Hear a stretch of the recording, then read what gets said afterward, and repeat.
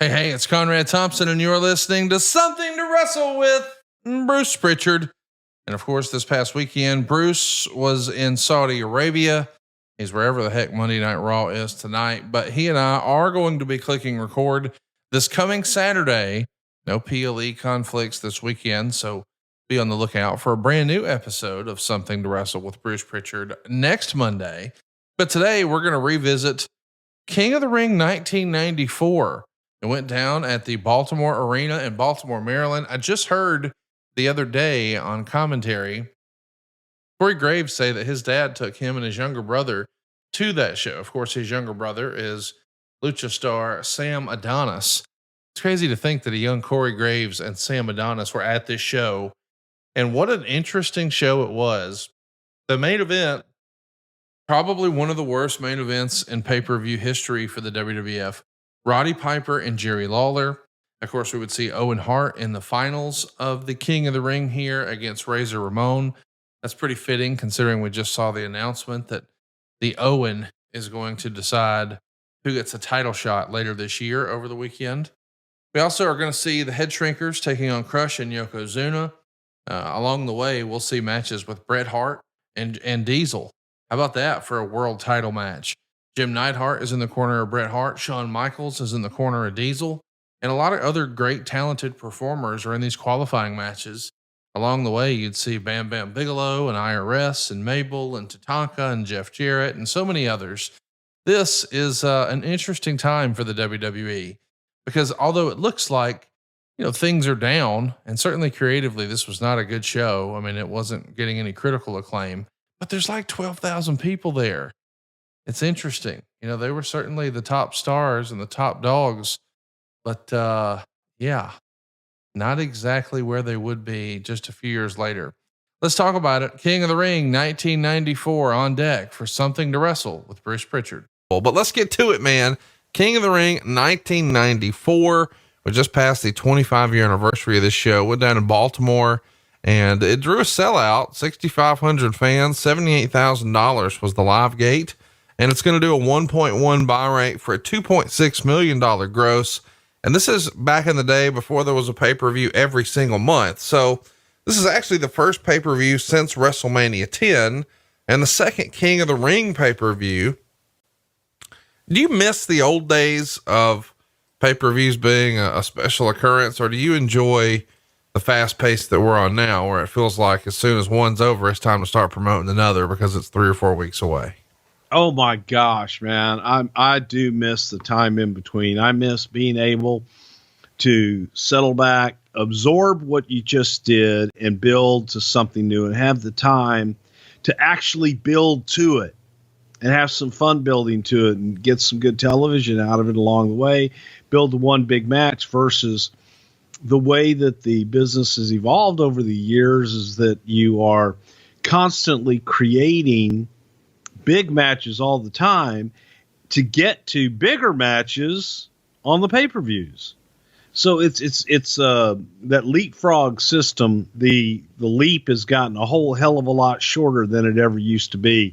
And this was at a time that we had, it was the Big Five, and this was the fifth of the Big Five with Mania, SummerSlam, Survivor Series, and Rumble. And then we added King of the Ring. And woo! Yeah, we thought this was like, how are we going to do 5 of these a year? Yeah, let's talk a little bit about something else that you've started to sort of transition to in the company.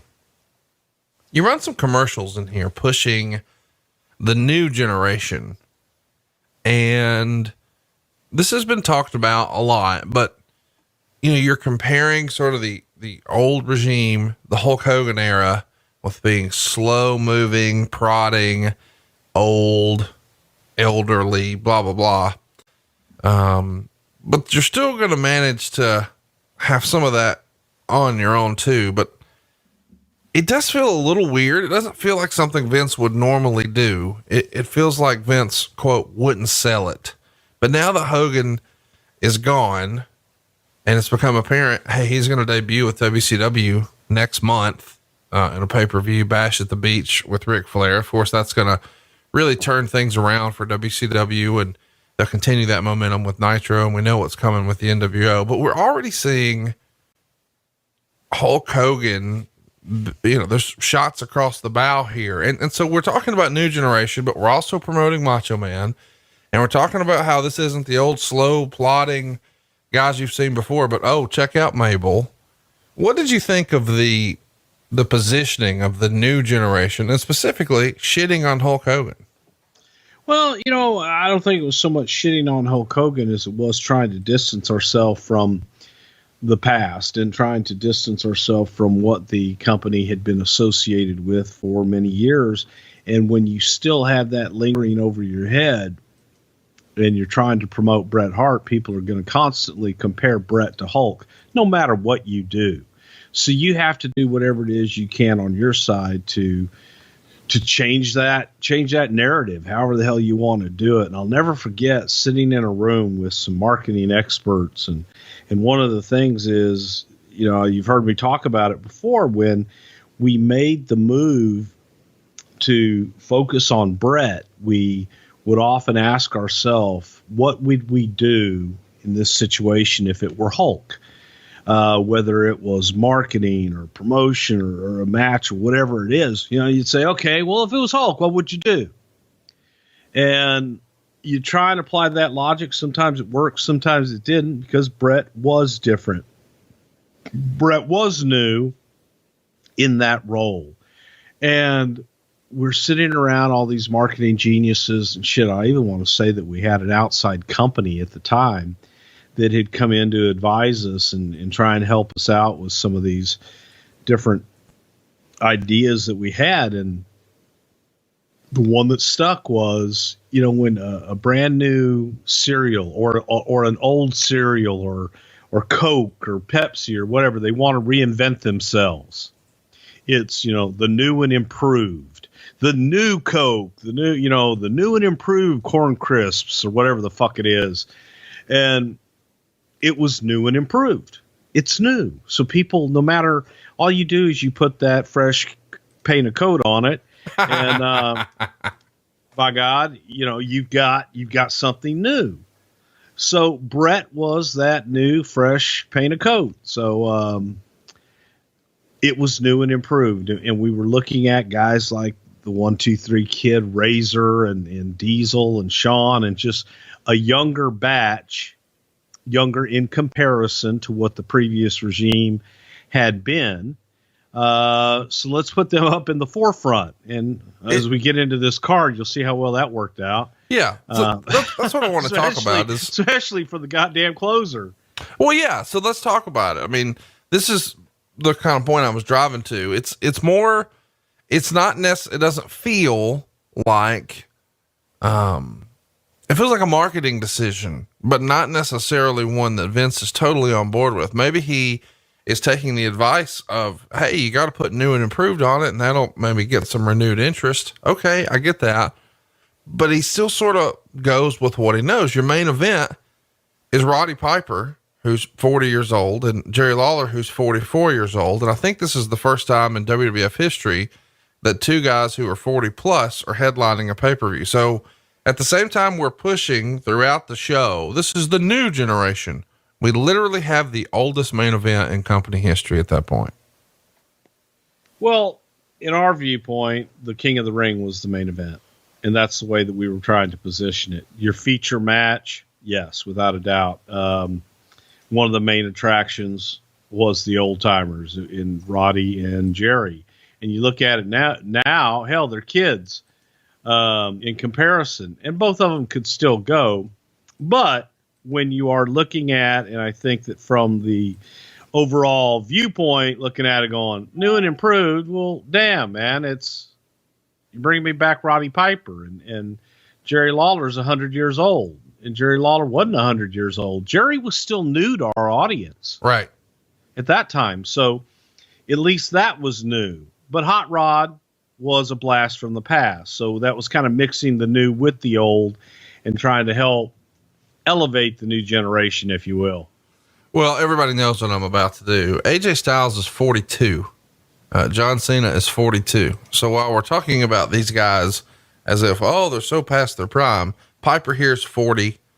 and Lawler is 44. So it's not that old of a main event, but it is an interesting marketing decision to sort of talk about old wrestling and poke fun at the competition, but at the same time say, we've got the new guys. And then, here's your main event. It's a couple of old dudes.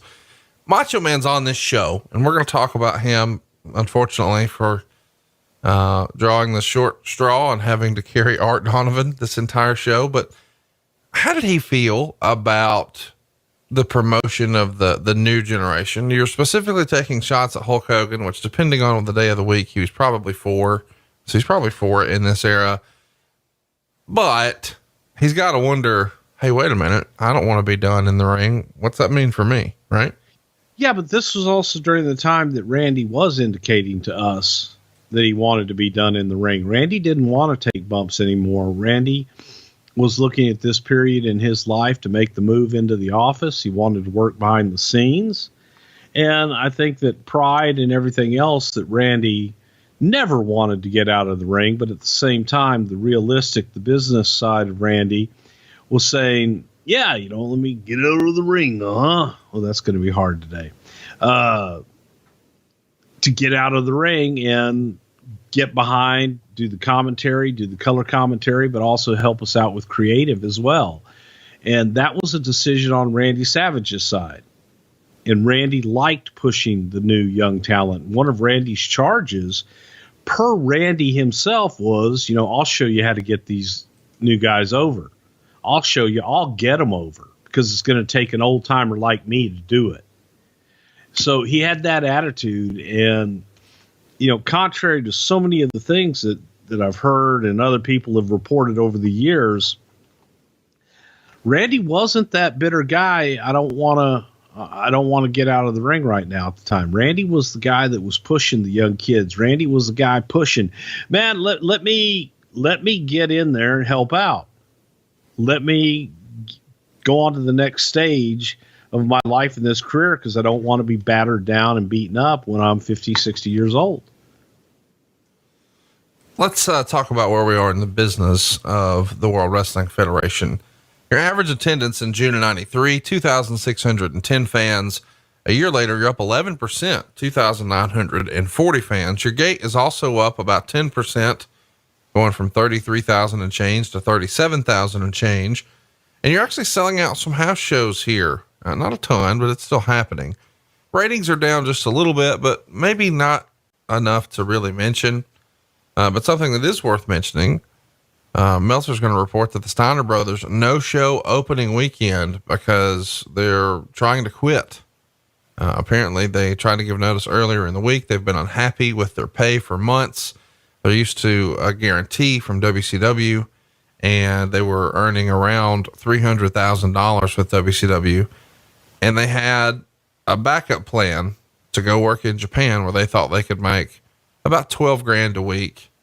And Meltzer's going to freestyle in his report that they're probably going to have to sit out the remainder of their contract, which wouldn't expire until mid-December, at least as far as North America is concerned, but they could still work these New Japan shows.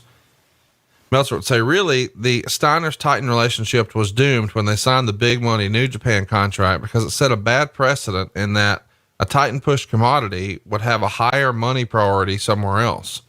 Steiners before that were scheduled to win the tag belts at WrestleMania, but instead weren't even put on that card. When they are legally allowed, one would expect they'll return to WCW, and in 1995, both work in WCW and New Japan. Although the current economic climate in WCW is such that there is a good chance they won't be able to get a deal like they originally had with WCW, which could stand in the way of being a given that they'll return. While we have no confirmation of this, when last week's Raw aired and Vince McMahon did commentary about the brothers not getting along, and the match looked like stage one of a Scott heel turn, several who knew remarked that they felt they'd quit if the apparent direction continued, because that was a big problem years ago under Bill Watts, who wanted to break them up and turn Scott heel, and that resulted in them quitting. So talk to us a little bit about why the Steiners run came to an end here. Meltzer's sort of freestyling that maybe creatively you guys were bored with him as a tag. Maybe it was time to split and they weren't going to be happy with that. Was it all money? And What do you take of, or what do you make of Dave's assertion that, hey, they're bigger money priorities, New Japan, and as a result, WWE won't push them, and they changed the creative for no tag titles, not even a match, in fact, at WrestleMania? I think a lot of it was money. I think a lot of it was having to do with their own self-worth and what they thought they were worth. And coming in, obviously, we would have loved to have had them make a whole hell of a lot more money than they were making at the time. Business was down, and business wasn't in a position where they were able to make the money that they thought that they should have been earning. Vince did cut them a deal, and Vince did allow them to have the Japanese agreement separate from us and allowed them to do some of those dates. But it also does the issue of creative, and it happened in WCW too, but the reason being, and I do think that once they finally pulled the trigger, that they found that may have been the answer for quite some time, was turning Scott heel and using Scott splitting the brothers up, because they did have a very natural competitive chemistry anyway, both of those guys, and Scott was a natural heel. So whenever that was brought up, the brothers felt loyalty to one another, which is great. And they weren't comfortable with making that switch at the time. They wanted to continue to be the brother tag team and be that dominant tag team, when the feeling was there was more money creatively on the other side, splitting them up and making them singles and letting them each go their separate way. So it was a combination of all the above. It was the perfect storm that I think they felt, well, hell, I can just sit at home. I can go do my Japanese deal, and maybe I won't make as much money, but I also won't be working and beating up my body as much anymore either. And then they wouldn't have to do what they, wanted to do. Talk to me a little bit about the decision, or Vince's rationale on letting him go to work Japan, letting the Steiners work Japan, because we're going to see, 2 years later? Yeah. 2 years later, Scott Hall is going to ask to do the same thing and get turned down. Is there a lesson that Vince learned from the Steiner agreement that he was like, I'm fucking never doing this again, and that's why he turned it down for Scott Hall? No, it's two different things. See, we had built Scott Hall, and we had built the Razor Ramon character under our umbrella and had built that character, and that was our IP. The Steiners had built their IP, and they had their characters. That's who they were. They were there before they came to us, and they had their deal before they came to us. Scott was trying to reap the rewards off of the IP and everything, the investment that we had put into Scott Hall. So that's the difference. The investment was ours. The investment in the Steiners in the beginning with New Japan, that was theirs. So Vince, again, he made an agreement, and I don't know that he would make that same agreement, again after that. He did learn a lesson, but it was also a different structure, if you will. Let's keep it moving here, because we've done a whole show on the Steiners. If you'd like to hear more about that, you can check it out, somethingtowrestle.com. It's in the archives. Meltzer's going to report that there's some bad news for Titan Sports, and that the criminal indictments against the company have been rewritten with 2 additional charges being added, bringing the total to 5 counts, 3 against Vince and 2 against Titan. Both new counts are similar, charging both McMahon and the company with possession and intent to distribute anabolic steroids on April 13th, 1989. And in the count against McMahon, the indictment will claim he knowingly and intentionally possessed, with intent to distribute to a WWF performer known to the grand jury, a substance containing anabolic steroids for use in humans other than for the treatment of disease. So, we're knee deep in the middle of this mess, with Zahorian and all the fallout. And the real push here is what the government is going after.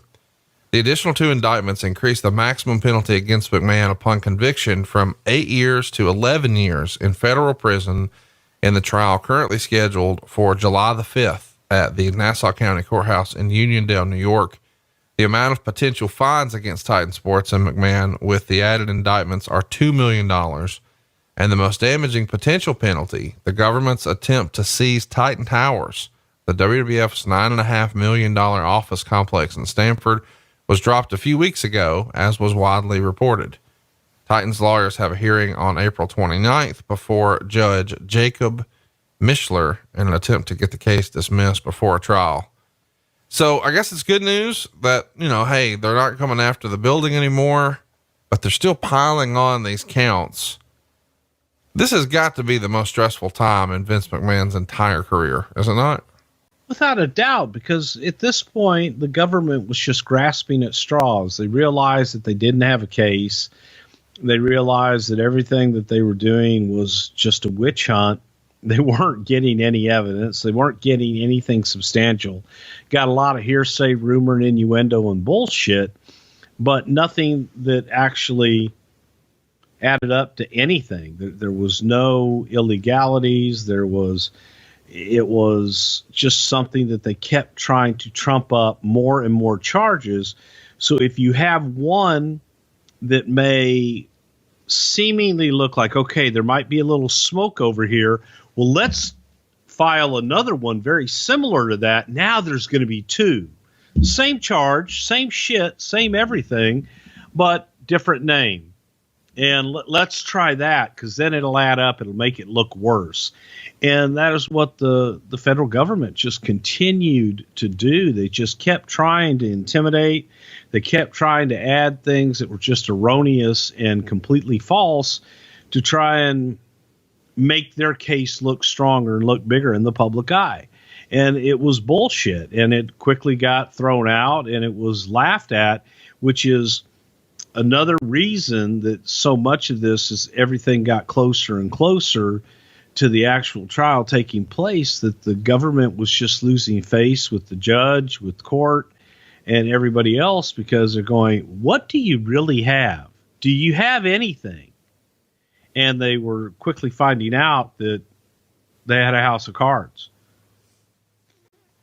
Let's keep it moving here, because this is obviously, the basis of the entire, this is really what in this era, the newsletter spent most of their time talking about, as well they should, but we've done a whole episode on the steroid trial, which is available in the archives. You can check it out now, somethingtowrestle.com.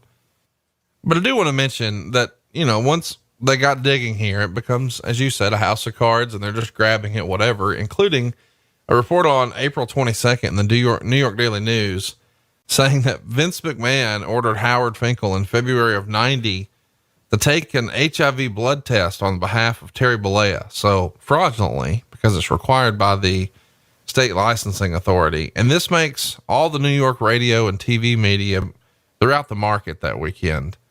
And they start to do stories on a current affair and everything else.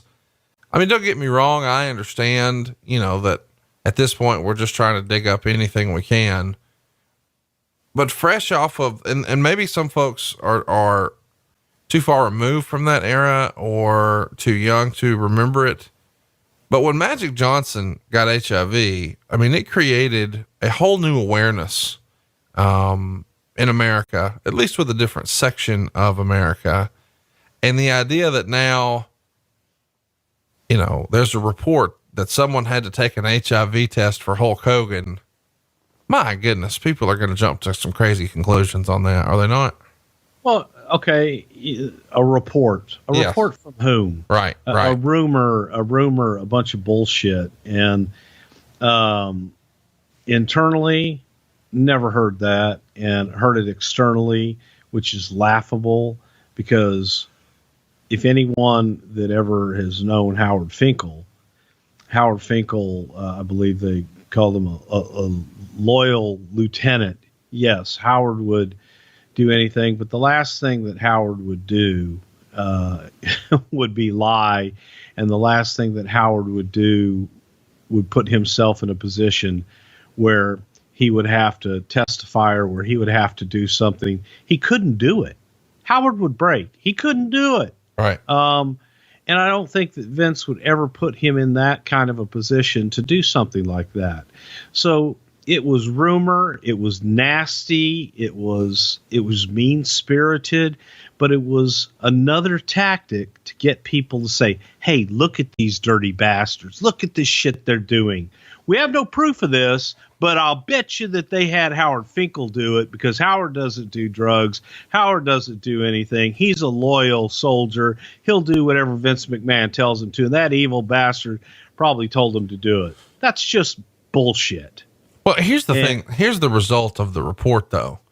A current affair starts to freestyle, Hulk Hogan has AIDS, which is just insane. But they turned this one little report into a 6-minute story, and they even go interview David Schultz, and they're asking him, hey, did you, because they're trying to freestyle, well, how did he get AIDS? So there's a real AIDS hysteria after Magic Johnson, where people who weren't talking about it wasn't on anybody's radar. Now with Magic Johnson, more people know about it than ever before, and it's just it's a fear. Oh, you can't drink after someone, and oh, wash your hand. It was a weird hysteria in America where people just didn't really understand it. And so they're freestyling a current affair here, and they're saying, oh, did he share steroid needles with anyone? And it's just unbelievable to me that they jumped to the conclusion, oh, well, that must mean Hogan has AIDS, and they didn't want anybody to know. Right. And, there was that hysteria. I remember even in the gyms during that time, every machine had a spritz bottle of disinfectant that would guard against any disease-borne illness and shit. And after every time you worked out on a machine, you had to use their wipes and spray it down and clean everything off, because if you got someone else's sweat on you, you would get AIDS. It was hysteria. It was blown out of proportion. We didn't know a lot about it, and it was scary, because you did know. We weren't nearly as educated on the disease as we had become later on. And I think that people would play on that hysteria to just instill fear wherever the hell they could. And if you could say, oh, wow, look at Hulk Hogan. Well, he's doing something there wrong. And if Magic Johnson, right, the NBA sweetheart, has got HIV, then, oh, yeah, Hulk Hogan's got to have it. And that was actually the rationale. Unbelievable. It was ludicrous. Well, as if this weren't enough, in the middle of all the steroid nonsense that Vince is trying to battle through, and business being down and guys not being happy with their payoffs and saying they're going to sit at home, this is also the era where the Chuck Austin thing is going to trial. Now, we've talked about this in our Rockers episode, but we should briefly mention that Chuck Austin is an enhancement talent, is going to suffer a broken neck at a December 1990 television taping against the Rockers. The trial began on April 19th, and the injury comes when Marty Jannetty does a move where he puts his leg over Austin's neck and jumps down. And Austin lands on his head instead of his face, and that paralyzes him from the neck down. And Austin files suit in 1991, suing Marty Jannetty, Shawn Michaels, and Titan. We've talked about this before, but one of the expert witnesses brought in by Titan is Dean Malenko. The other is Killer Kowalski. Whereas if you're looking for somebody to saddle up against Vince McMahon, Chuck Austin brings in Bruno Sammartino. Golly, what a tangled mess where you've got your top draw now testifying against you. And that was, I guess 2 generations ago, but 1 generation ago, it's all in the paper that you helped cover up the fact that he has AIDS, and you're on, trial for your life for 20 years, and your business is down. And your top draw is now going to show up for the competition next month in the biggest super pay-per-view that you had a chance to book, but didn't. Fuck, you kind of feel bad for Vince in this era. It's like, how much more can he take? A decision, of course, comes down in this Chuck Austin case. He's awarded $26.7 million by a jury on April 29th. Originally they were only asking for 3.8 million, and then eventually asks for 7 million, but they decide to just stack it up. The jury awards 4.2 million for medical bills and rehab, $16 million for pain and suffering. His wife is going to get $5.5 million for her suffering, and his two sons are going to get $500,000 apiece because, their father has been limited in what he can do for them now. So unbelievable that all of this is happening at the same time, is it not? Yeah, and it really is, but it also goes to the testament. You know, everybody likes to say bad shit about Vince McMahon, and I'm often painted as the Vince McMahon apologist. But when you look at the facts and you get down to the nitty gritty, I like to share the story that Jerry McDevitt shared with us. Jerry McDevitt was Vince's attorney throughout all of this, still is. And McDevitt tells a story of, like, during this very time period where everything was coming down, and it seemed every day we were hit with what's next, another bombshell. Well, this one's coming down the pike. These guys are suing you for this. These guys are going to sue you for that. This one's doing this. And McDevitt and Vince had been at the office all day long, and it was a late night, and they're coming out of Vince's office, and Nick, the janitor, was in the hallway, and all Vince wanted to do was get the hell out of the office. It was like he and McDevitt were done. They wanted to get out. And when Vince saw Nick there, Vince sat there and talked to Nick for 20 minutes about his wife, who was going through some hard times at home. And there was nothing more important to Vince at that point than Nick and his family. All the shit that was raining down on him. And Vince just sat there and put his briefcase down and sat down and bullshitted with Nick the janitor, who had been with the company a few years, great guy.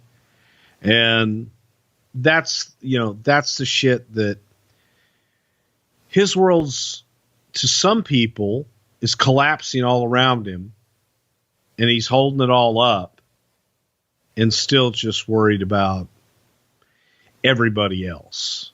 And that's shit you don't hear about. That's the shit that people go, yeah, okay, wow, he did that. No, that's the kind of shit he does, every day and does it, but you just don't hear about. And that's what pains me when you look at all this, and they kept heaping all this, but Nick the janitor would never know that. All he knew was Vince McMahon at 11:30, 12 o'clock at night, while he's in cleaning the office, sat down and talked with him and made him feel better for that day. So, yes, there was just shit after shit after shit every day that came on us, and I would say it probably wore on us more. I know it wore on Vince, but he was never going to let it show. And he would always be the one to reassure us, just put your head down, let's get through it. We know what the facts are. If we stay with the facts, we stay with what's happening, we take care of our business, everything else is going to take care of itself. So let's muster through and do what we have to do. If we have to pay our dues, we pay our dues, and we move the fuck on. That's what we did. I guess we should mention, these lawsuits in this era keep coming, because I think 94 is the year where Ventura won his settlement as well. Did he not? It was around that time. Yeah. Jesse won a lawsuit on the videotapes. Like 810 grand, right? Something like that. Yeah. It was a hefty amount.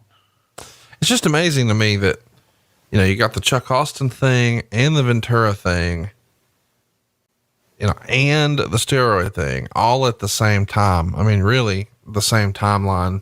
And this Chuck Austin thing sort of opens the floodgates, because another enhancement talent in the Tampa area, James Gosseski, is going to sue Titan Sports and Tatanka over neck and back and other injuries that he says happened on a March 9th, 1992 television taping, saying that Tatanka didn't follow the script and injured him. And then after he alerted him that he was injured, Tatanka continued to pound on him. Golly, what a precedent that we set here. Were you nervous when this Chuck Austin thing came down that, man, it's like the old telephone, telegram, tele-wrestlers, this is going to be a thing now where everybody's going to sue because they were hurt? Well, obviously the Chuck Austin deal was an extremely serious accident, and that was something that paralyzed him, and he was in a really, really bad way. That, it's an unfortunate accident. I don't know how else to say it. You don't want that to happen to anybody. You don't want that to happen to your worst enemy. But it does shed light on, okay, what do we do to help prevent these kind of accidents? Is there better training on the other side? Is there better training on our side? Is there, some better way to screen who we're going to use for our events? And for years, the business had been conducted in a certain way that you use, hey, this is a good guy. He's a good worker. He can work with anybody. Can you do this? Yeah, kid, I can do it. Okay, great. We'll go do it. And they didn't know. So the screening process needed to be improved. And that's what it forced us to do. But I think it did for some people that, may have just made a wrong turn and got an injury versus a serious accident or something, to try and milk it for more than it was worth. And I'm not familiar with the other case with Tatanka at all, but the Chuck Austin one was one that just made us sit up and take notice and say, what do we need to do to make this a safer work environment for everybody involved? Curt Hennig is not with the company here. He's going to leave in the spring of 94. He's going to be gone for a little over a year. He's going to come back in late 95 and do some commentary. And he's doing an interview somewhere in this era where he's saying that he's not coming back because he has a set price to return and McMahon didn't meet his price. Technically, he's under contract through mid-November, but Meltzer's going to say that he knows for sure Ric Flair wishes that he could join him in WCW, but at least that won't be possible till November. But we know Kurt's actually going to pop back up a year later in the WWF. At this point, he's probably got his Lloyd's of London settlement. He doesn't need the money. Is he just enjoying some home parent time, some family time, or was there a more frequent dialogue to get him back in the ring? No, Curt had a great deal. Curt had his Lloyd's of London deal, and Curt didn't need to wrestle. So why would he go and jeopardize that anymore when he was getting a good, steady income from insurance that he paid for? And in order for him to try to make a return, he would have had to forego whatever that settlement was with Lloyd's of London. And Curt wasn't interested in doing that for a few reasons, monetary, but also risk of injury. He didn't, if he was going to go back in and risk his body again and take another injury, then he's now lost the money that he would have gotten from his insurance, and he would have lost the money from potential work as well. I can't say I really blamed him. Would have liked to have had him back. I think that he could have come back physically, but from a performer point of view and from his standpoint, man, that Lloyd's of London deal, that's what it was for. And he used it. The one guy you mentioned, Ric Flair. Shit, Flair, if there was anybody that could have used it many years ago, was Ric Flair. And he never did because Rick just had that ping that he had to perform. Right. Rick just couldn't help not performing. He'd make less money performing than he probably would have made collecting his Lloyd's of London. Yeah, it's interesting because this is a guy who, you talk about Curt, his career, he's still in the prime physically of his career. He had a lot left in the tank, and we're going to see him wrestle a little later, but by then it's not the same Curt, right? No, not really. And I think it wasn't the same Curt because of a little trepidation. I don't think Curt wanted to suffer the same injury he had before. He was in an awful lot of pain. And frankly, he didn't have to work the way that he used to work. Sure. He was still as good as pretty much the best out there at half speed. I throw Curt Hennig in the same category as I do Shawn Michaels. You give me half Shawn Michaels, and he's still better than, guys at full speed. But Curt had that pride too. But at least Curt was smart enough to go, okay, I can dial it back. And I can get through it, and I can still be Curt, because he still had the wit. Right. He still had the knowledge, and he still had the psychology, which that's the one thing a lot of guys are missing. Bruce, you've been held together by duct tape and the amazing kind this year. You have been put through the ringer already. Here we are just halfway through March, and we're just counting off, oh, you had this and you had that. Well, can I recommend the CBD infused oils and soft gels? They're going to help support relaxation, bring about a sense of calm. They've even got CBN over at theamazingkind.com, which can help you sleep. Boy, it helped me sleep. I slept over 8 hours last night.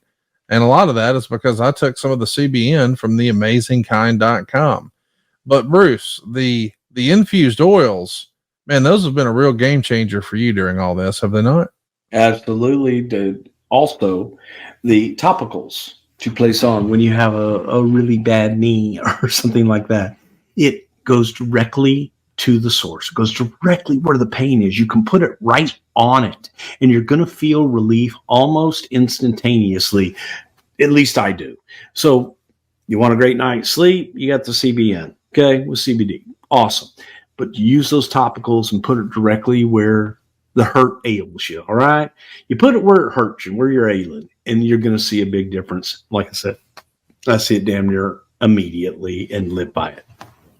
Get 20% off your entire order at theamazingkind.com when you use our promo code Russell.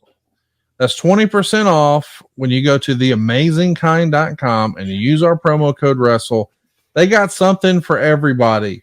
If you've got a painful injury or there's a sore spot or something's hurting, maybe you've got chronic conditions for pain management. Man, these CBD topicals, they could really help. They also are going to help you with muscle recovery and your skin health and anti-inflammatory circumstances. I got a lady in my office, Frances, man, she struggles with migraines. Theamazingkind.com has really helped her.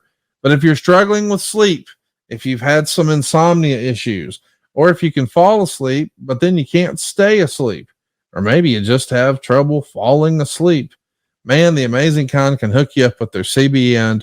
Try the oils, try the balms, try the topicals, and save 20% off when you go to theamazingkind.com and use the promo code Wrestle. In early May, you guys do a tour of Japan. We've talked about this before, but I'm still fascinated by this Japan tour and how it came together. It goes down on May 7th in the Yokohama Arena. You guys draw 8,056 fans, but it's a capacity of 17,000. So, there's less than halfway full. And this arena supposedly has never drawn less than 8,000. So you beat that mark, 8,056. The next day you're in Nagoya, probably said that wrong, on May 8th. And you announce 6,735 fans, but local folks say probably closer to 2,500. The next day you're at the Osaka Castle Hall. You've got a 15,000 capacity. You're going to draw 7,000. And the final night of the tour is on May 11th. It's a 10,000 seat arena, 2,300 fans. What do you think was amiss on this tour of Japan here? Because you're running 50% or less in most of these arenas. Did you just was your television there not strong? Did you not use enough local stars? Did you have the wrong local promoter? Why was the Japan tour here just a little off? Well, because we did it with a Japanese promotion there. And this was during the time of, and I'm sure Dave Meltzer and all his cohorts and buddies will dispute this because they're the experts, because they know everything about Japan. But it was sponsored shows, and the way that the Japanese ticket structure was that sponsors basically bought the shows, and then you would get your tickets from sponsors. A lot of them were either free tickets, or you would go in at discounted tickets and they sold the tickets. The promotion itself was paid for the events. The promotion itself was not the promoter. Okay. In this case, we were basically a booking agency that they paid for us to come over and put on shows for them. Right. Some of their stars and what have you. So what we did and what we were paid is not reminiscent of what they drew and what they were able to bring people in to see our event. And it just wasn't a good synergy. It didn't work out well. I don't know if there wasn't enough Japanese talent on the card of recognizable. Our TV there at the time was Star TV. I believe it was Star Japan. And it was, we went on, I think it was with Tenru's group and another group in the optical world folks at that time, that they wanted to get into the wrestling business, just like a lot of the sponsors and different people in the old way of doing business with New Japan and All Japan had done for years. So it's, in many ways, a lot of times you hear about these grand houses in Japan.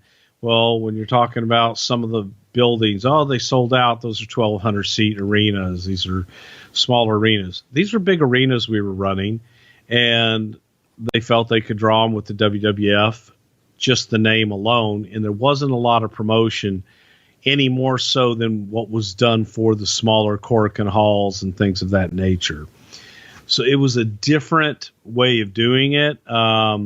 Perception wise, I don't know that whatever the one where they say we only drew, they say 7,000, but they really only drew 200, shit like that.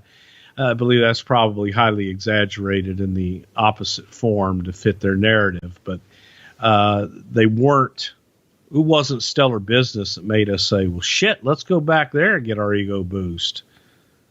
Right. And I think, what you said about, they had a marketing strategy for a 1,200 seat arena, and they just sort of did what they always did. And as a result, you drew more than that, but you didn't draw the full house. I mean, that makes sense. And one of the things that I've always enjoyed is the business strategy behind marketing these live shows. And I know we talked a lot about that in our Royal Rumble 97 episode, the partnership that you guys had to give away tickets or move the lower price tickets.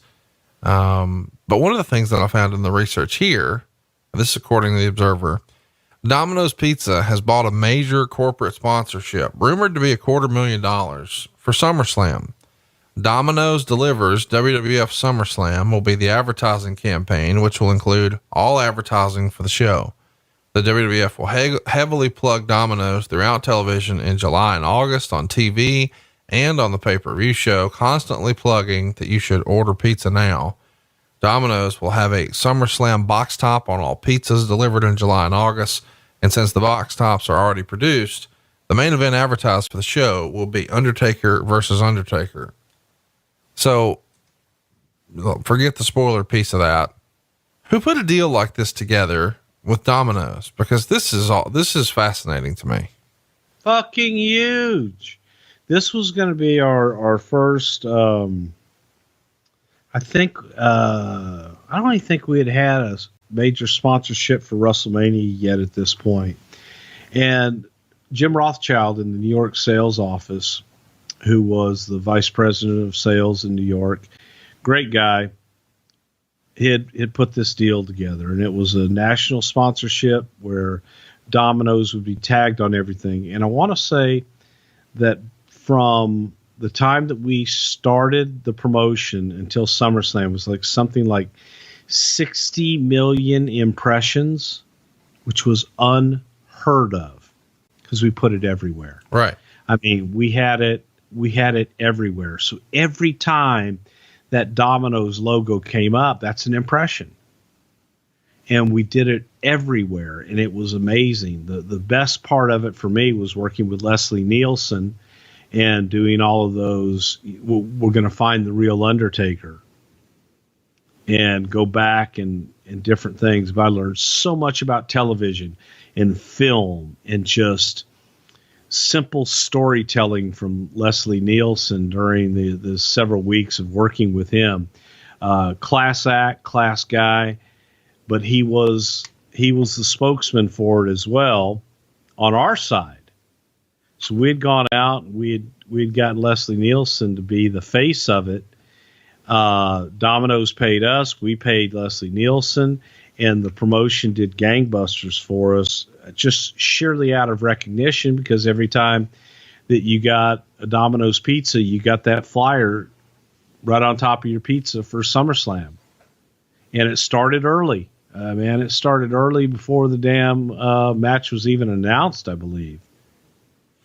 And it was a hell of a promotion, but the most impressive thing of all was the way that we integrated Domino's into every single thing we did. We had them delivered at the announce desk. We did it everywhere. We went above and beyond to prove to potential sponsors, here's what our vehicle can deliver. This is what we can do for you. Now, you're going to pay for this, but we're going to over deliver and you're going to get this. I mean, it's a landmark deal for WWE. So finally some good news. And we should mention that not too terribly long before King of the Ring, Brian Lee debuts on TV as the evil Undertaker with the $1 Million Man. Of course, that's going to set up the eventual main event at SummerSlam 94. We've talked about that a little bit in the archives as well, but something else we've talked about a lot, but Lord, it's been a while. Meltzer would report in early June, Jerry Jarrett has moved back from Stamford, Connecticut to his home in Henderson, Tennessee. Quote, while he hasn't officially completely severed ties with the WWF, he is no longer part of the creative team. There are reports Jarrett is going to start a company that would lease jobbers to the major companies, so the jobbers would work for him and would save the company some liability when it comes to the legal hornet's nest that will be wide open if the Chuck Austin decision isn't reversed. Interesting idea, I suppose. Any comments of the report of him moving home finally? Well, Jerry was unhappy in Connecticut. Connecticut was unhappy in Jerry. And I believe that Jerry was very lonely in Connecticut without his wife. He wasn't getting home nearly enough. And it just wasn't for him. He didn't fit in. He did not. As I've said before, I'm trying to be nice. I didn't feel that Jerry was that creative in that environment, and it was not a good fit in any way, shape, or form. And the fact that Jerry Jarrett was never brought in to run the company, if Vince ended up going to jail, that was never ever the truth. That was never the intention. Jerry Jarrett was brought in to consult and to offer whatever advice that he could offer Vince on Sunday phone calls. We brought him in to try him out in the creative process and quickly realized that was not a good fit. And Jerry went home. That's the extent. I mean, when you boil it all down to Jerry Jarrett's involvement in his WWE career, that's it. That's it. There, the end. Not much more than that. Well, something I do want to talk about, because it just gets one line in the Observer, but he's somebody you were close with and very familiar with. We've heard the name a ton. Meltzer would report, Basil DeVita resigned as company vice president. No details have been given. What can you tell us about the departure of Basil DeVita, somebody who had been a staple with the company for a long time? Basil was I'm not going to call Basil a promoter. Bob Collins was a promoter. Basil was a marketing and promotions kind of guru. And Basil, I believe, had come from the NBA. very enthusiastic, had a lot of great ideas, a lot of energy. And Basil took us through a lot of those early growing times through WrestleMania 1 and 2 and 3, things of that nature. 4, Basil was instrumental in getting the deal with Trump Plaza in WrestleMania 4 and 5, and a very integral part of the company that headed up the marketing and promotions team on that side of the business. And I think that the wear and the fatigue of everything going on, from the lawsuits, the federal government investigation, and everything going on, I think that the pressure kind of got to Basil at the time. And there was a fear of, if the company went down, that would have a adverse mark on Basil's resume. Yeah. So he made the choice. I believe his father-in-law had a oil company that delivered, oil in the winter for the heaters up in the Northeast. And Basil took this opportunity to go and help out his father-in-law during that time and walk away from the company. I think he felt that might be a little more secure in an unsecure environment. Now, these are my paraphrasing words, that he might have been uncomfortable in the what if, the bad what if. What if the company goes away? What if we don't come out of this on the other side, and all this other shit? So I think that took its toll on him, and I think that he wanted some security. He had children, a family, and decided to take this time to move on, try something else. How disappointed was Vince with this decision? I think Vince was, he was hurt. I think he was disappointed. However, just like everything else, it was okay. Let's move on. Bigger and better things ahead. Basil won't be a part of it. We'll find someone else, and we'll find someone better. So we gave Basil a send-off. We thanked him for everything he did, and we moved on. And the next day was just another day at the office. That's what happens, It just, you got to move on. You got to keep going. I remember the meeting that we all had. It was an off-site meeting, and Vince asked everybody to give him a standing ovation when a superstar has a great match. Give him a standing ovation and let him know you appreciate him. We did that for Basil. We had dinner, and that was it. And Basil came back years later with the XFL and has been he's been on the board of directors for the company. But he's one of those guys that has a way of being able to put deals together and communicate with Vince, which can be tricky at sometimes. But he has a good way of communicating with Vince.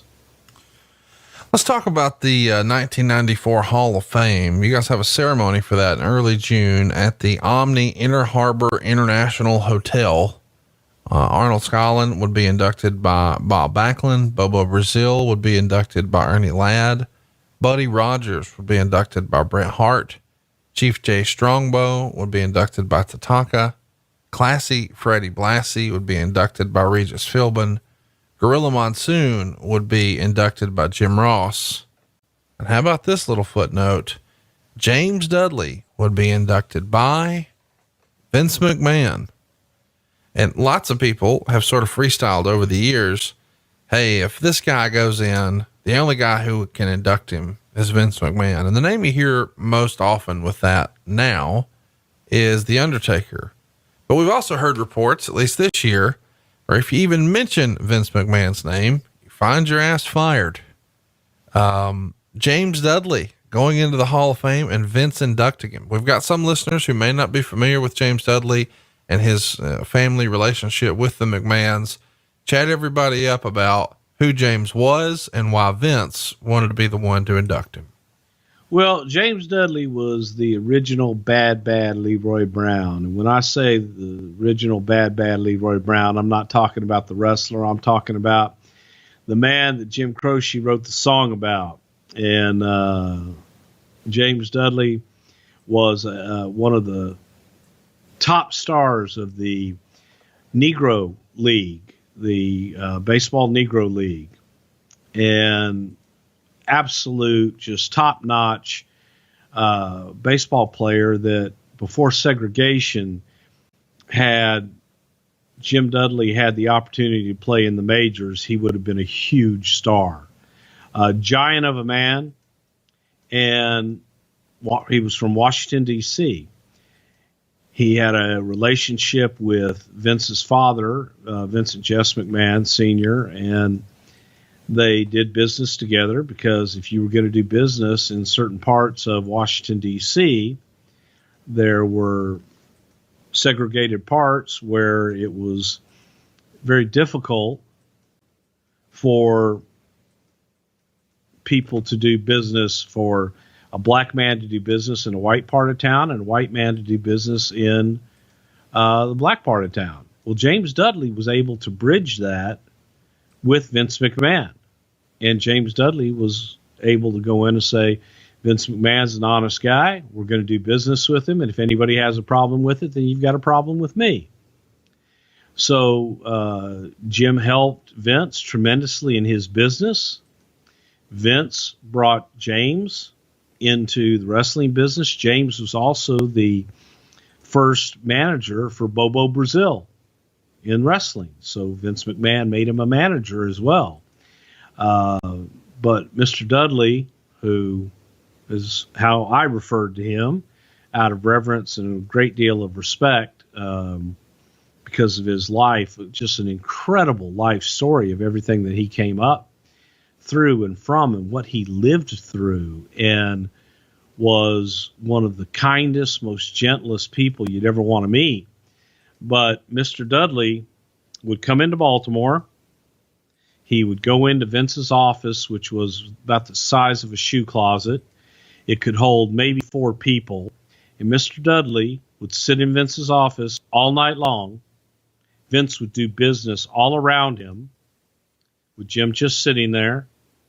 And nobody gave it a second thought. Some people walk in and go, who's the guy in there with Vince? So that's Mr. Dudley. Okay. And Vince would always, whenever anybody would come in and say, gentlemen, please allow me to introduce you to Mr. James Dudley. And everybody, hello, but no one knew who he was. He stayed by Vince's side, took care of Vince Sr., took care of Vincent Kennedy, and was a trusted and loyal friend, employee, and one of the toughest son of bitches you'd ever want to meet in your life, and an incredible athlete. It's just, when people speak of the Negro League in baseball, James Dudley's name always comes up. Really? Yes. Because he was one of those top stars. He drew. And had he come along just, a few years later, man, he'd be one of those guys. You'd be talking about Jackie Robinson, and you'd be talking about James Dudley too. That's a big statement. Talk to me a little bit about the rumor and innuendo that oftentimes as he's sitting in Vince's office, if he thinks, hey, this next fella might be a problem, and make no mistake, the perception was James Dudley was, for lack of a better word, Vince McMahon's heavy. And so as he's in there, if maybe this next fella is going to be a problem, James just casually pulls out his straight razor and starts sharpening it or fidgeting with it. That might have been in the old days of Vince Sr. I never saw that or heard that with Vincent Kennedy, but definitely with his father, that probably was the reputation. Even if it never happened, I'm sure that was a reputation, because James wasn't going to take any shit off anybody. It's just fascinating to me that, so many fans these days are like, oh, who's going to be the first guy Vince inducts? It's like, wow, that happened 25 years ago. Other names, and it meant, and that one probably meant more to Vince than anything. because he took care of his dad. I mean, it's a special place in the family. It's not just business; it's family at that point. Yeah, and you look at the list of presenters. Oh, unbelievable! Yeah, it was Ernie Ladd and Bobo Brazil. Bobo was another guy that when you talk about class, Bobo Brazil was just old school, pure class. Just a gentleman's gentleman and huge man, just great stature, had a presence about him. When he walked in a room, you went, holy shit, that's somebody. And big smile on his face, charming as could be. And of course, to be inducted by the big cat, Ernie Ladd, and Ernie being up there, and Ernie being able to lay down the speech that he gave about Bobo Brazil and I'm going to beat the black out of you, boy. And these were things that was how they drew.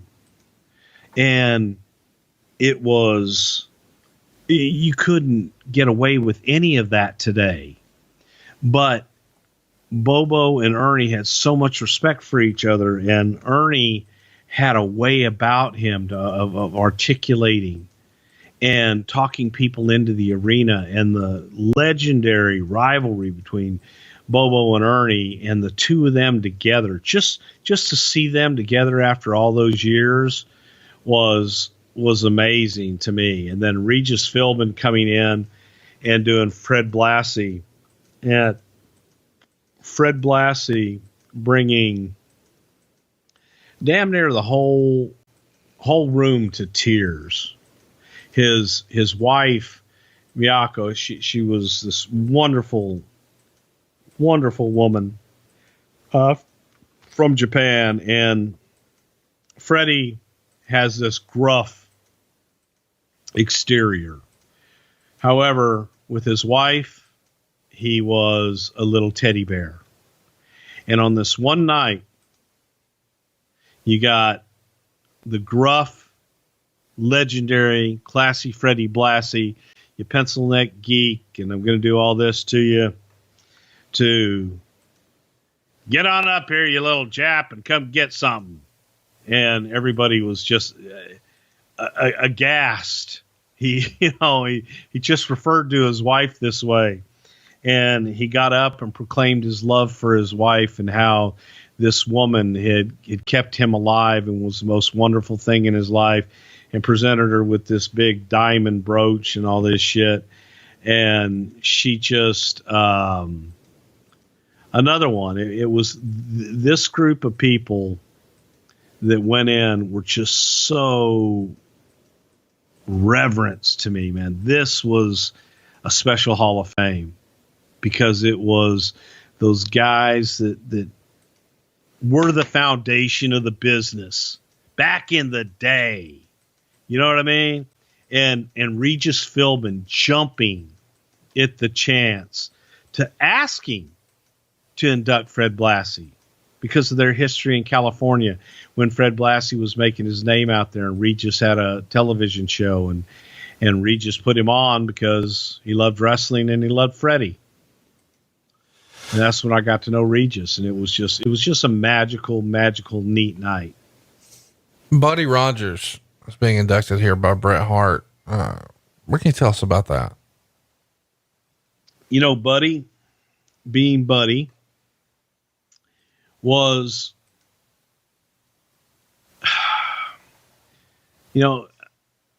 I'll say Buddy to the outside world was the epitome of class. I don't know. For those that knew him, I don't know that everyone would agree with that. Right. But Buddy Rogers was a character. And to me, he was the original Nature Boy, and he was Buddy fucking Rogers, man. To a nicer guy, it couldn't happen. But Buddy was an original rebel. He was the NWA champion. He went and he did the jump to Vince, dropped the belt to Bruno, went on and went back and forth and just had this persona about him that he carried himself in a way that he was larger than life. He was just so flamboyant. He was so everything that you would expect from the Nature Boy. And obviously Ric Flair emulated a lot of Buddy Rogers' traits. And then to have Bret Hart, who was the new generation, Right. to be able to induct Buddy was a pretty cool deal, because in many ways they were about as anti as you could get on opposite sides of the spectrum. You know, Bret was Bret. Bret was a traditionalist. And Buddy was this flamboyant one. However, they did still have that same respect for the business. And of course, Tatanka, inducting Chief Jay Strongbow. You had a real Lumbee Indian inducting the Italian Joe Scarpa. But, you know, that people knew him as Chief Jay Strongbow. And so he was an honorary Indian for everybody else. And of course, Gorilla Monsoon, I would say that was probably one of the biggest thrills of Jim Ross's life, is to be able to have that honor of Jim, inducting Gorilla Monsoon. Good God. It's Gino. I think there was a long line of people that would have wanted to, and I don't remember what the situation was with Bobby at this point. Bobby wasn't with us. And Bobby was the guy that should have done Gorilla. Oh, absolutely. But, you know, if not Bobby, then Jim. And I think Jim was more thrilled than anybody. Let's talk about King of the Ring, but first we should set the stage. The first qualifying match goes down on May 7th, where IRS defeats Scott Steiner. The match would air on Superstars. The next qualifying match happened on the May 9th episode of Raw, where Razor Ramon would defeat Kwang or Kwong, depending on what day of the week it is for Bruce. On May 14th, Mabel would beat Pierre. On May 16th, Bam Bam Bigelow would beat Sparky Plug. On May 21st, Jeff Jarrett would get a win over Lex Luger by countout when Crush came down and fought Lex outside of the ring. Owen was scheduled to wrestle Earthquake on May 23rd for a spot in the tournament, but the plan has changed when Earthquake leaves the company, and to explain his absence, the WWF shows footage of Yokozuna wrestling Earthquake and claimed that Earthquake had sustained an injury, and Doink would wind up taking his spot. And of course, Owen wins that match. On the May 28th Superstars, the 1-2-3 Kid would pin Adam Bomb. And in the final qualifying match, Jimmy Del Rey was originally scheduled to face Tatanka on Raw and on May 30th, but Crush winds up taking Del Rey's place. The reason given is that Crush's manager, Mr. Fuji, made a deal with Jim Cornette, Del Rey's manager, to allow Crush to compete. The match ends in a double countout after Fuji and Chief Jay Strongbow, who was with Tatanka, get involved, and this leads to a lumberjack match on Raw the following week, which Tatanka wins after Luger interferes. Now, the match doesn't air until June 6th, which is around a week after the latest edition of the WWE magazine shipped out to subscribers. And in that issue, Tatanka was already listed in the tournament brackets, squaring off with Owen Hart in round 1. I mean, I guess shit happens. There's nothing you can do to fix this or prevent it, but it's got to be a little embarrassing for those involved, right? Well, they were going off of the Karnak says. Right. So, so Karnak was wrong a couple of months, 3 months ahead of time. And he fucked that one up, bastard. What do you remember about Earthquake leaving the company here? I mean, it's weird that he was a part of it and then winds up not being. Well, John, at this time, John was also a little discontented. I think that John he had been over in Japan. John was a big star in Japan in the sumo world. And there were just a lot of rumblings. Guys had felt that they had done their time and weren't going anywhere. So they were looking for new avenues. And with all the looming lawsuits and everything else going on, it was a tough decision for talent.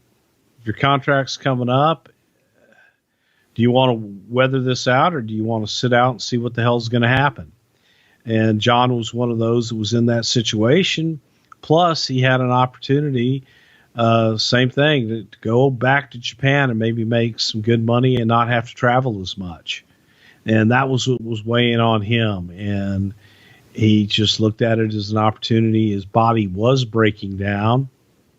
John was a big guy, and he needed some time off, and felt that maybe getting the rest by not working every week and going to Japan just a few times, that might give him the rest he needed.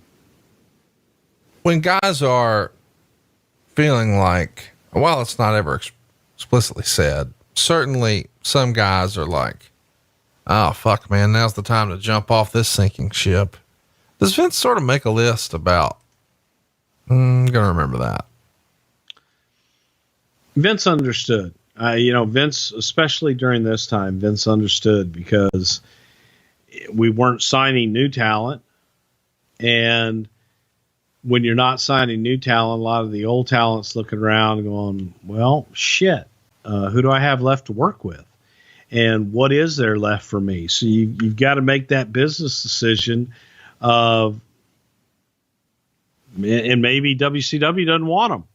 Maybe they don't have room for them. They had a roster full of guys that they couldn't afford during this period. So it just was a tumultuous time. There wasn't a whole lot of choice.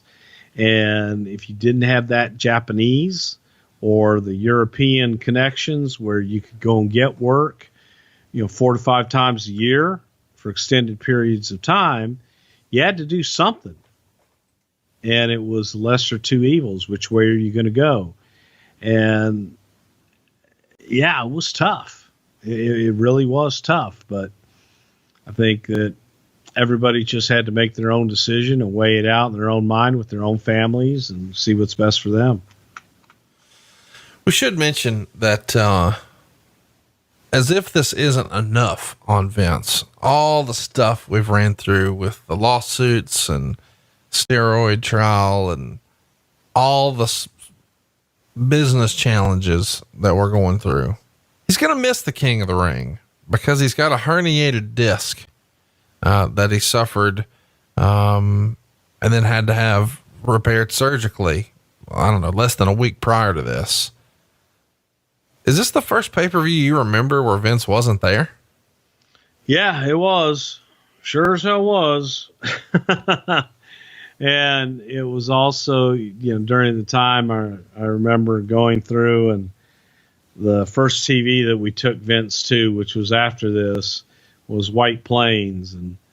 And Linda was terrified because Pat was driving, and she was like, Pat, don't hit any bumps. He can't be jarred. He can't do this and can't do that. And first thing Pat did was, tear out of the parking lot. Which Vince loved and laughed his ass off of. But yes, this was the first pay-per-view that we were going to be sans Vince. We'd done TVs without him, but not the pay-per-view.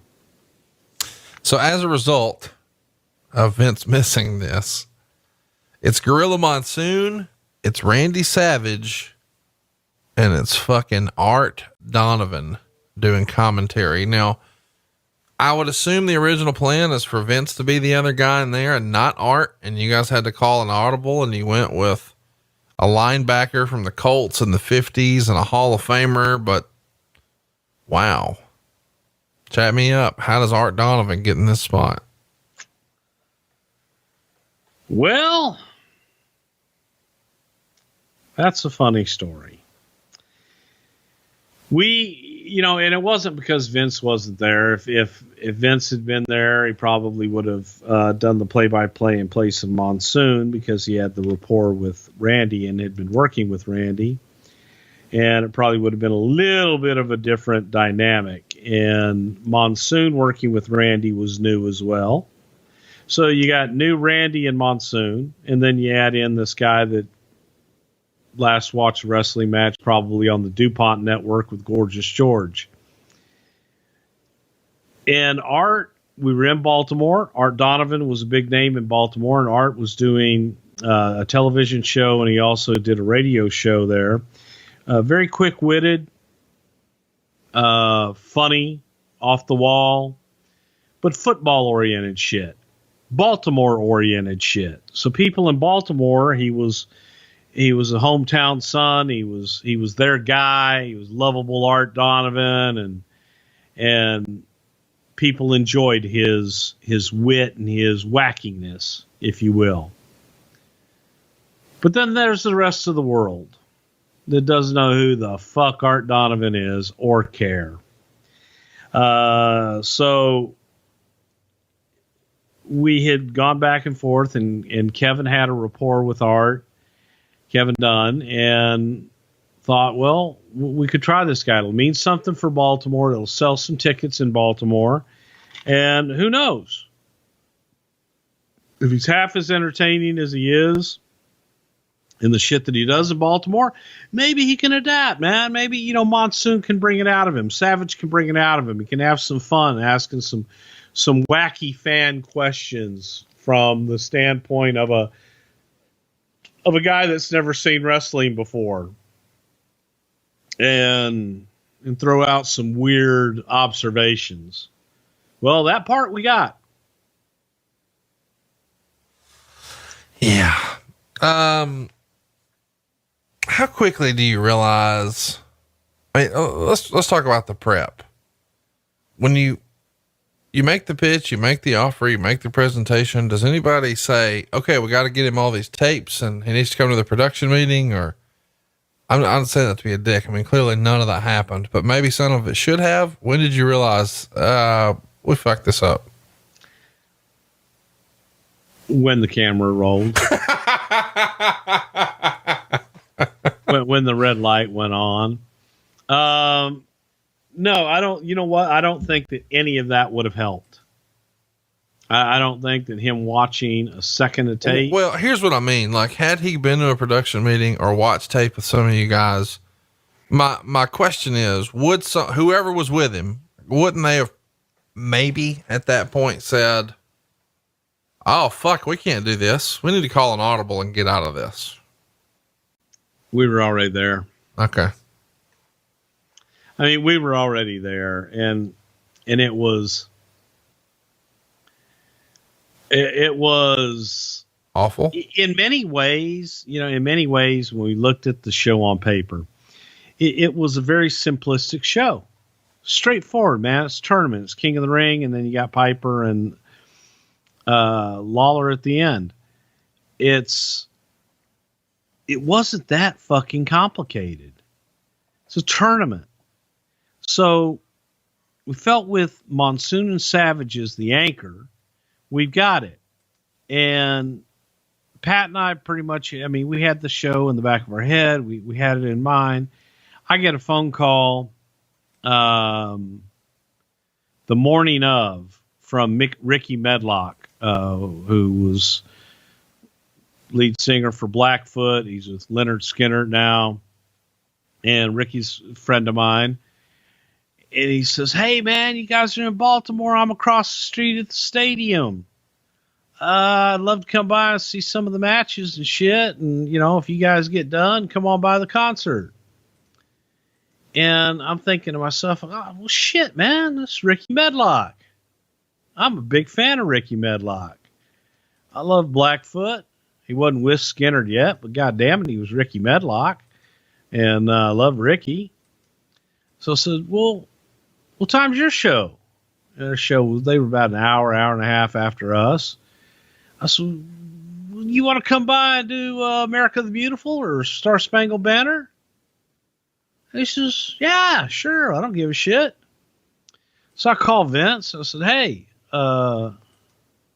Ricky Medlock's in town. He's right across the street. And he's able to do the national anthem. Can I guess? Fuck. Huh? I was going to guess. Who the fuck is Ricky Medlock? That makes Who me. the fuck is Ricky Medlock? That's so great. Blackfoot. What's that? I said, Vince, it's a rock band, man. He's doing a stadium show across the street from us tonight. And, I said, he's well known. People know him. People know him. Yeah, I know him. It wasn't Steve and Edie or fucking Robert Goulet, but it was Ricky fucking Medlock.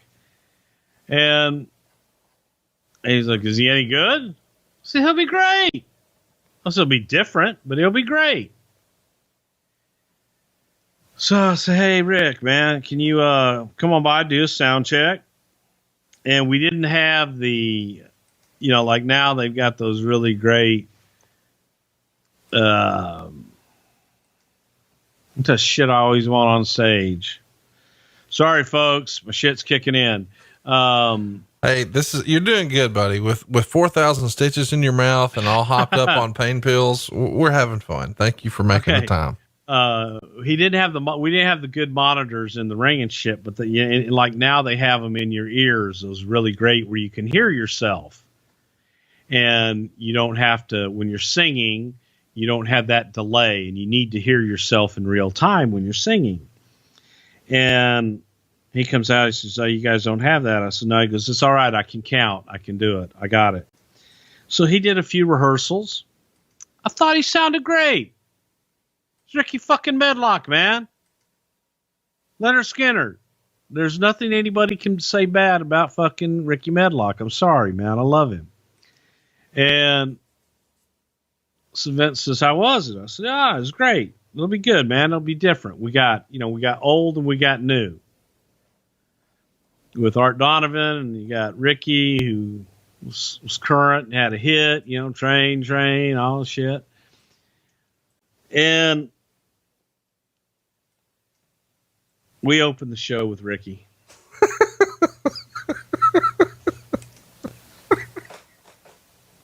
A cappella. And I love Ricky, man. Sure. Have I mentioned I love Ricky? Yeah, he's great. He really is great. Well, we got it. He's fucking awesome, man. He is fucking awesome. Yeah. It was fucking horrible. It was like god awful, earth shattering horrible. And you could tell that he couldn't hear himself, and I could see him counting, and he got through it.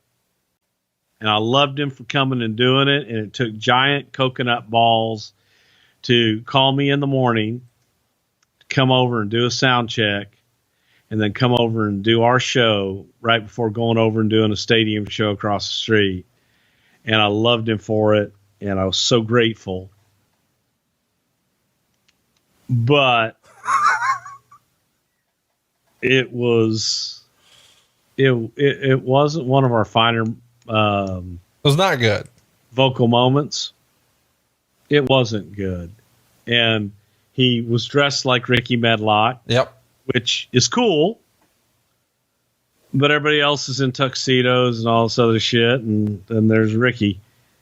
And it doesn't help that, it's interesting when you look back and you realize, hey, Vince wasn't there, but the production is a little off here. Like, they don't have the lighting right for him. When they first go to the announcers, they're dark as shit. They're not lit.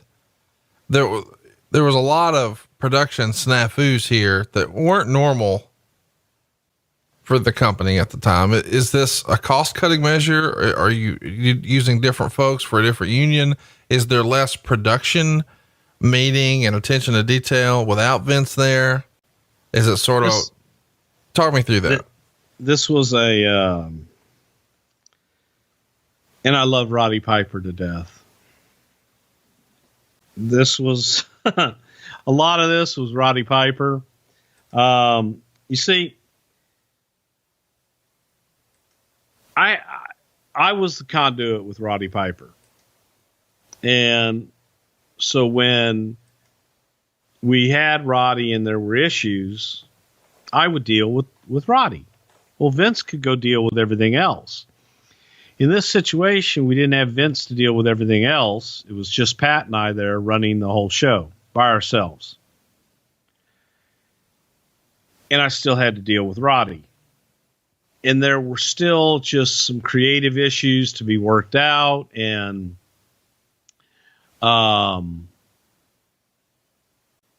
Roddy can be a last minute guy. So I found a lot of my time dealing with Roddy and not being able to pay as much attention as I probably should have to those things, making sure that we did a complete rehearsal with the opens and the whole 9 yards.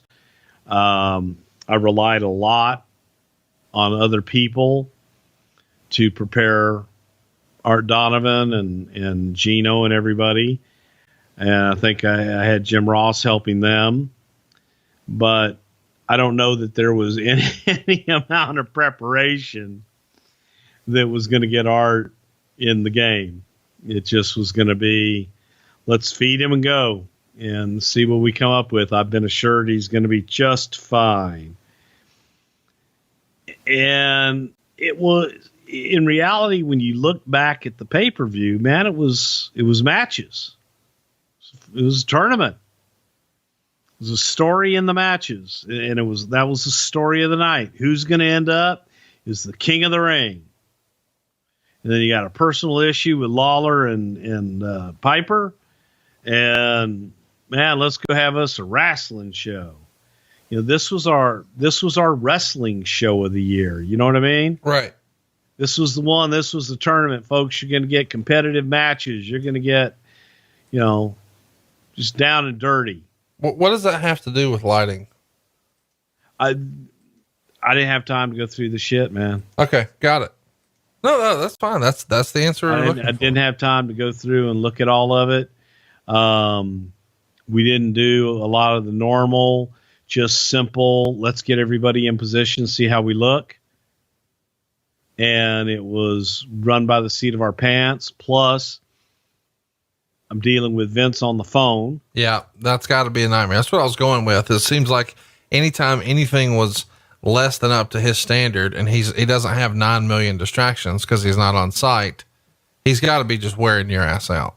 And no cell phone. So the phone was in his office.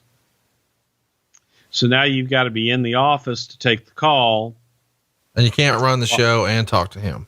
Yeah, and to watch the monitor and run the show and do everything else. And if you're not there to answer the phone when he's calling, then let me ask you, he's calling the truck, and the truck is calling you on headset to go to the office to take the call. So it was silly question, but humor me because I don't know. I've never been there. The production piece, is that not something that Kevin Dunn could have said, hey, I'll run rehearsals today? Sure.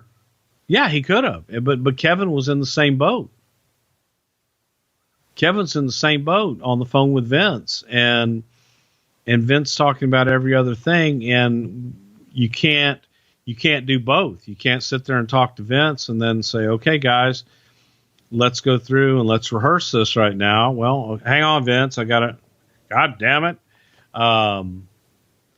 It was challenging, and it was, we probably just weren't as prepared as we should have been. We weren't nearly as prepared as we should have been. We came into it thinking that, man, this can be a piece of cake. Right. This is matches. Yeah. It's just wrestling. No big deal. This one's matches. This one is not, I don't have a lot of gaga going on here. And I didn't anticipate, because I felt I'd done everything I could do ahead of time with Roddy and Lawler. You know, when I came in, I felt that was done. And then you get there and Roddy wants to talk, wants to sit down. Man, that's an hour and a half of your day right off the bat. And then it goes on through the night, all through the night. And through the night, some of those have to be run by Vince. And it's like, shit. All right, boys and girls, let's take a time out right now to tell you something you already know. This show and Bruce's Wiener are brought to you by BlueChew.com. Hey, serious business, if you haven't tried Blue Chew yet, what are you waiting for? It's a unique online service that delivers you the same active ingredients as Viagra, Cialis, and Levitra, but in chewable form. And dude, it's a fraction of the cost. You can take them anytime, day or night, so plan ahead or be ready whenever an opportunity arises. And the process is simple. Sign up at BlueChew.com, consult with one of their licensed medical providers, and once you're approved, you'll receive your prescription within days. And here's the best part, it's all done online. So no visits to the doctor's office, no awkward conversation, and no waiting in line at the pharmacy.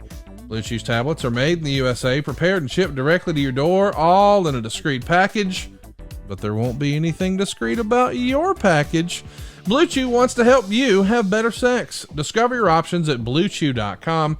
Chew it and do it. And we've got a special deal for our listeners. Try Blue Chew free when you use our promo code WRESTLE at checkout. Just pay the $5 shipping. That's BlueChew.com. The promo code is WRESTLE, and you'll receive your first month free. Visit BlueChew.com for more details and important safety information. And we want to thank Blue Chew for sponsoring today's podcast. And Bruce's Love Machine.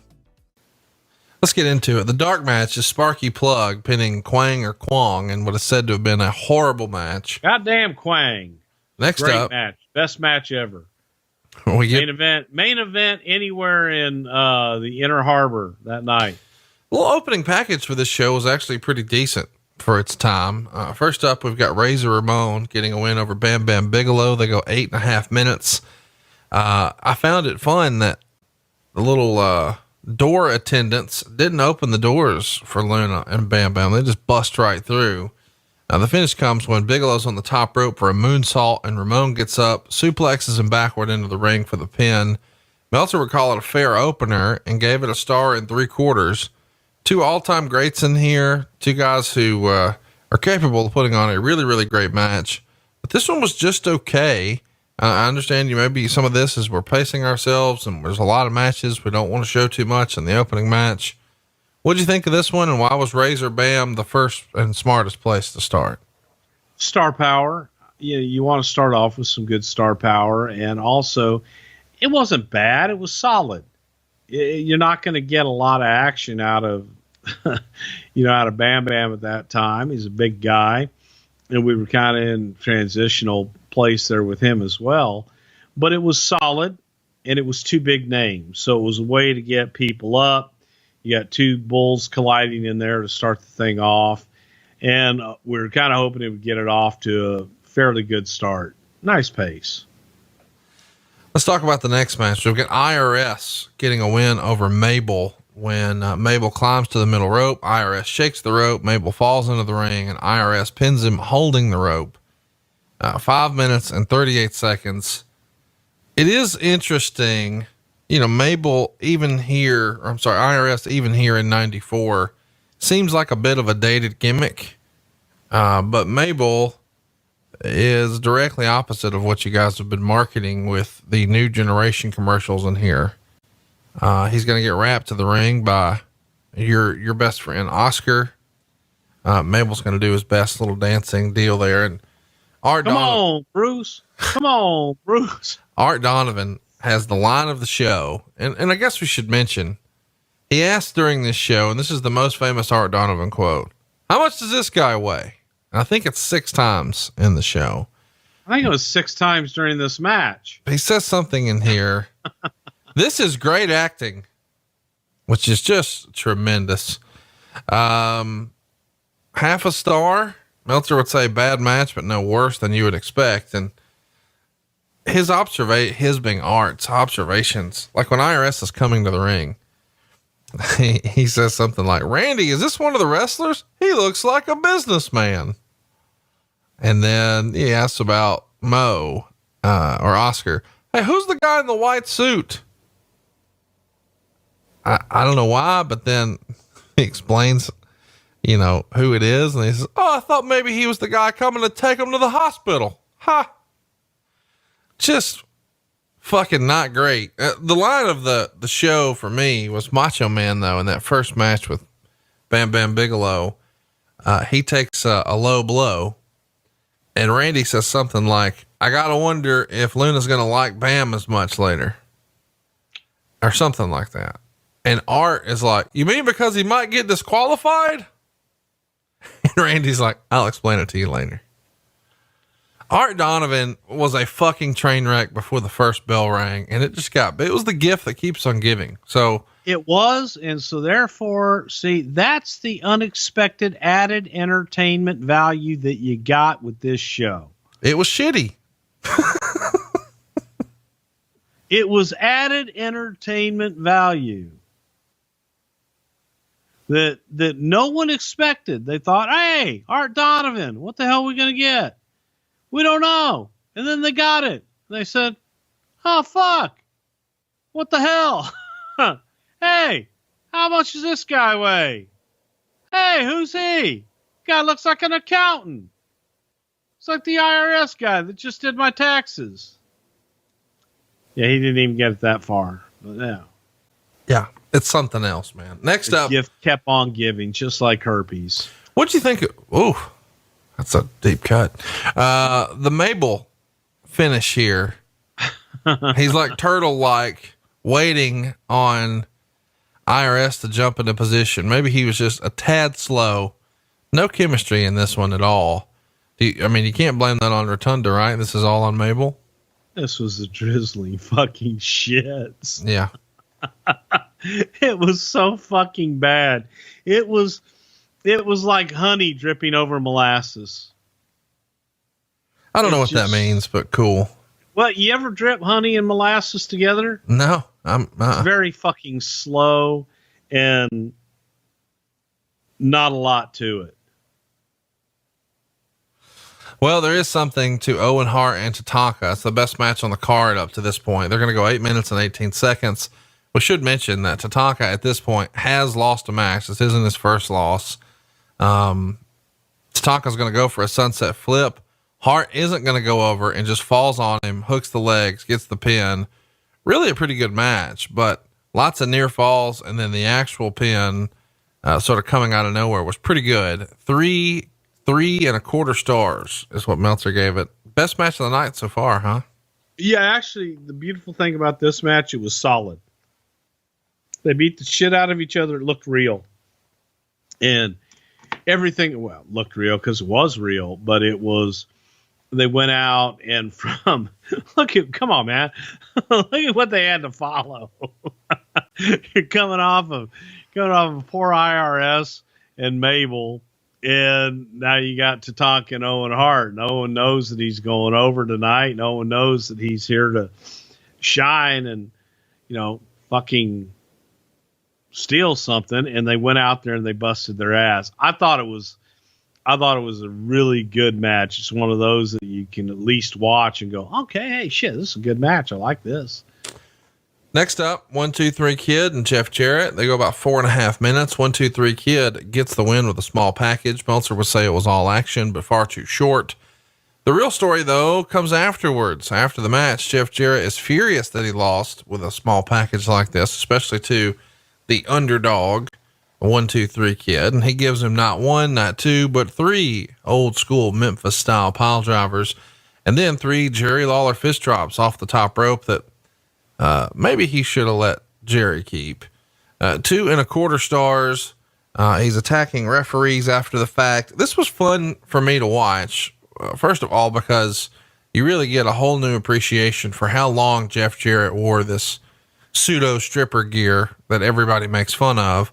And you can see how really uncomfortable 1, 2, 3 Kid was with like fan interaction on his way to the crowd. He's not sure, am I supposed to be the fiery baby face? Am I supposed to be smiling? I mean, he's really excited to be there, but it looks like he becomes himself once the bell rings and they are just off to the races. I enjoyed the match and I enjoyed the post match. But it was fun to see both of these guys as very young performers sort of finding their way. What'd you think? Well, first of all, I'd like to say something about Jeff Jarrett's gear. To me, it's still my favorite Jeff Jarrett gear that he's ever had, because it was different. It looked good and it was different and made him stand out. Kid during this time, he was still kind of finding himself and getting out there and doing what he could do, but they had a good match, short, although it may be. And then afterwards, Jeff Jarrett went and spending my days working hard on the go, but the hands on the clock kept moving too slow, 'cause he couldn't wait to be alone with his baby that night. That's all I got, folks. Well, we're not mad at it. Next up, we've got our world title match, but first we've got a couple of promos, one from Shawn Michaels and Kevin Nash, and then one from Bret Hart. And the promo with Shawn is sort of fun because he says something like, oh, and if I've got, some bad fortune were to befall upon Bret Hart and something awesome wasn't going to happen to him, that would just be terrible. So that's kind of fun. It's planting the seeds for, they had the Intercontinental rivalry and then the one main event of Survivor Series. And of course we know that's going to continue. You can tell Kevin Nash not totally comfortable doing promos just yet. It says he has one word for Bret Hart, jackknife, and he's got the Intercontinental title on one shoulder. And after tonight, he'll have the world title on the other. And then we go to Bret Hart. And I even felt like Bret was a little uncomfortable doing his promo. He's doing his best and he's trying to be confident, but it almost, I don't know. Now that we've just recently seen so much of Bret's great stuff from 1997, he's still trying to figure it out here. And of course he's saying that since Shawn Michaels is going to be on the outside for Diesel, he's got somebody watching his back, but he won't give a hint. And of course we know it's going to be Jim Neidhart. They're going to go 22.5 minutes. This is probably the longest match Diesel has ever had. He works the match with a torn groin as well. And to think that this is the former Vinny Vegas and Oz, I don't know how you can say this is anything other than a good match. It got 3 3/4 stars. Diesel's going to give Bret Hart the jackknife power bomb. Neidhart's going to jump in the ring and attack him for the DQ. And that leaves the story open-ended since, quote, we don't know if Hart would have kicked out of the jackknife. And Neidhart then walks out to the dressing room, leaving Hart, who was then double teamed by Shawn Michaels and Diesel until the officials break them up. And Meltzer would say the announcers did a poor job of getting over the significance of Neidhart leaving and that we don't know if Hart could have kicked out of the jackknife, both of which appeared to be angles built upon for the future. What'd you think of the match? I mean, it's really a prime spot, a world title match for Diesel. Of course, we know, he's the Intercontinental champion, going to become the tag champion. And by the end of the year, a handful of months after this, he's going to beat Bob Backlund and be world champion. What'd you think of the match? And was there ever a consideration since, it's the steroid trial. We need a monster. We need him to be clean. We need somebody who gets attention in the airport. Diesel sort of checks all the boxes. Was it discussed? Maybe put it on him here? Absolutely not. Here's the thing about this match, and this was pivotal in so many ways because we did see something in Diesel, and I think that Diesel got a bad rep during a lot of this shit because Diesel wasn't a great worker at that time, man. He had never been pushed. He had never been in any kind of situation like this for damn sure, especially in this kind of a high profile match. However, he had been around Shawn, he had been around Bret, he had been around these guys, and he was getting better. And he had a look, and there was a groundswell around him. Man, people are like wanting him to do more, wanting to see more, wanting him tested. You take this match, and Vince saw the monster, Diesel, and thinking, well, shit, man, what the hell can we do with this guy? And that allure of the audience going, man, give me the big guy. What's he going to do? While making still, because we're still in a building process with Bret. And you're still getting Bret out there to be the new generation, if you will. So it's that catch-22. To me, it was the coming out party. Maybe the Rumble before that was coming out party for Diesel, but this was Diesel's coming out party in a single encounter, in a spotlight. It was also, to me, that defining moment where you went, holy fuck, who can't Bret work with? And Bret was able to go out and put together a match with a 7-foot monster with a pulled groin, even without the pulled groin, limited in his skills at that point in his career, and make it all believable and have a hell of a match and make everybody involved in that match have an important role and carry it out to the best of their abilities. And I'm not, I'd say 90% of that goes to Bret, but a great deal of that goes to Diesel because he hung.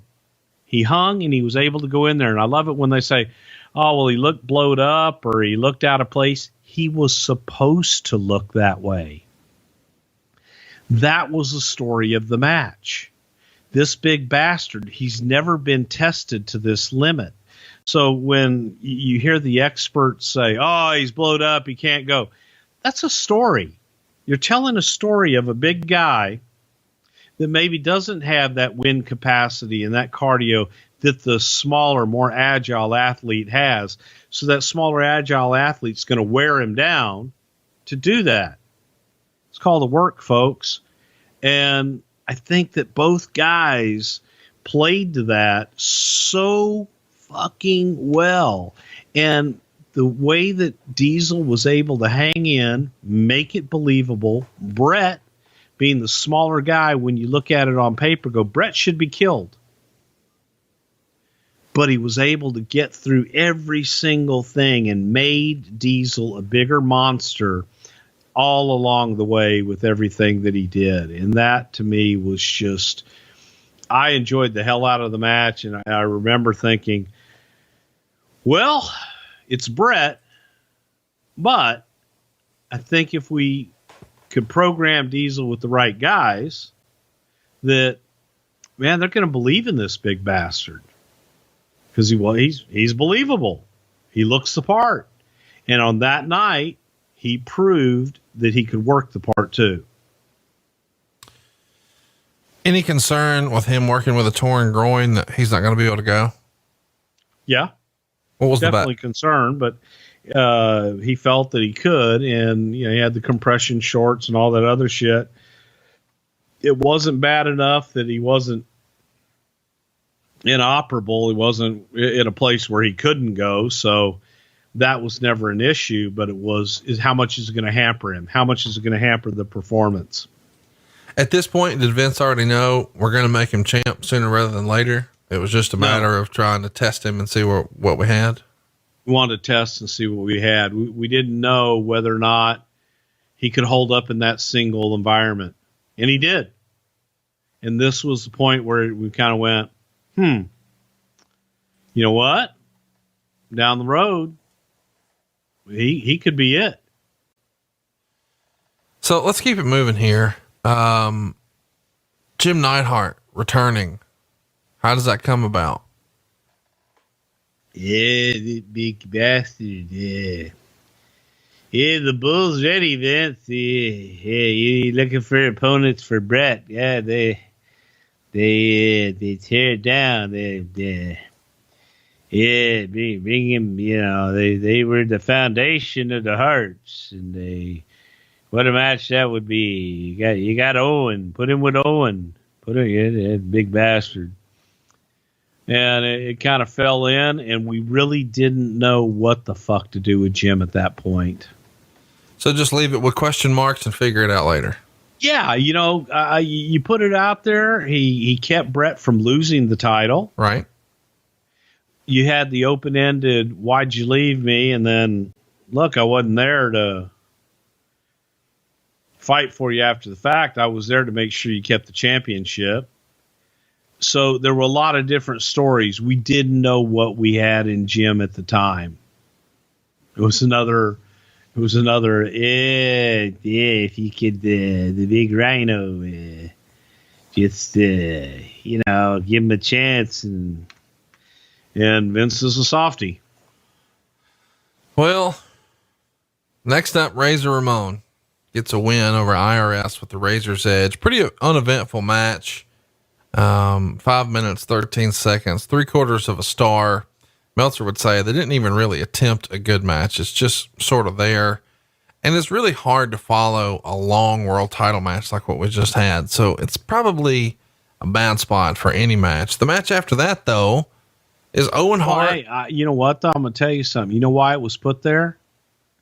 Because we thought that if the Bret and Diesel match didn't deliver, this would. And it worked the opposite way. So are you adjusting times on the fly? Oh, I always adjust the times on the fly. So, yeah. So my question is, like, and I know you don't remember because you probably don't have your book in front of you, but originally was Diesel Bret slotted for 10 minutes? Because, and I know some people are hearing that saying, well, what the fuck does it matter? Well, Diesel has never been in these deep waters before. Vince isn't here. We've got a lot of tournament matches going on. And oh, by the way, the guy who's unproven in this match also has a torn groin. So yeah. So in my head, you probably send Bret out there and say something like, and I'm freestyling, feel it out. If it's going well, do the whole deal. But, if he's hurting and it's a cluster, just go home. I got backup. Yeah. Is that basically the pitch? Yes. And because we didn't know. And I knew that if it stunk the joint out, I did have confidence that Razor and IRS could go out and pick it back up. And here's what sucks. The match after Razor Ramon IRS is probably one of those matches that has the time cut because Owen Hart and 1-2-3 Kid only gets 3 minutes and 37 seconds. Owen wins with a sharpshooter. Meltzer would say, while this was far and away the best 3 minutes and 37 seconds of the show, from a storyline standpoint, this match made no sense. First off, the business of a babyface being injured earlier in the card, teasing he can't come back, then miraculously coming back, has been done to death over the last year on WWF pay-per-view shows, to the point that the unexpected has become the very expected. Second, after taking such a horrendous beating from Jarrett, Kid didn't even sell the idea that he was injured, as he did every high spot he could fit into 3 minutes and 37 seconds in this match. If the angle was going to be ignored later in the show, why do it? Third of all, if they're going to work a hot competitive match and use this match as the showpiece of the new generation theme, which they attempted to do, why limit it to just 3 minutes and 37 seconds when they could have had a classic if they were given more time? It's not like this show was loaded with great wrestlers and potential great matches that some good matches had to be shortchanged on time. Let's face it, when it was over, this was really a 3-man card of Owen, Bret, and Kid. He loved the match, but he felt like it was way too short.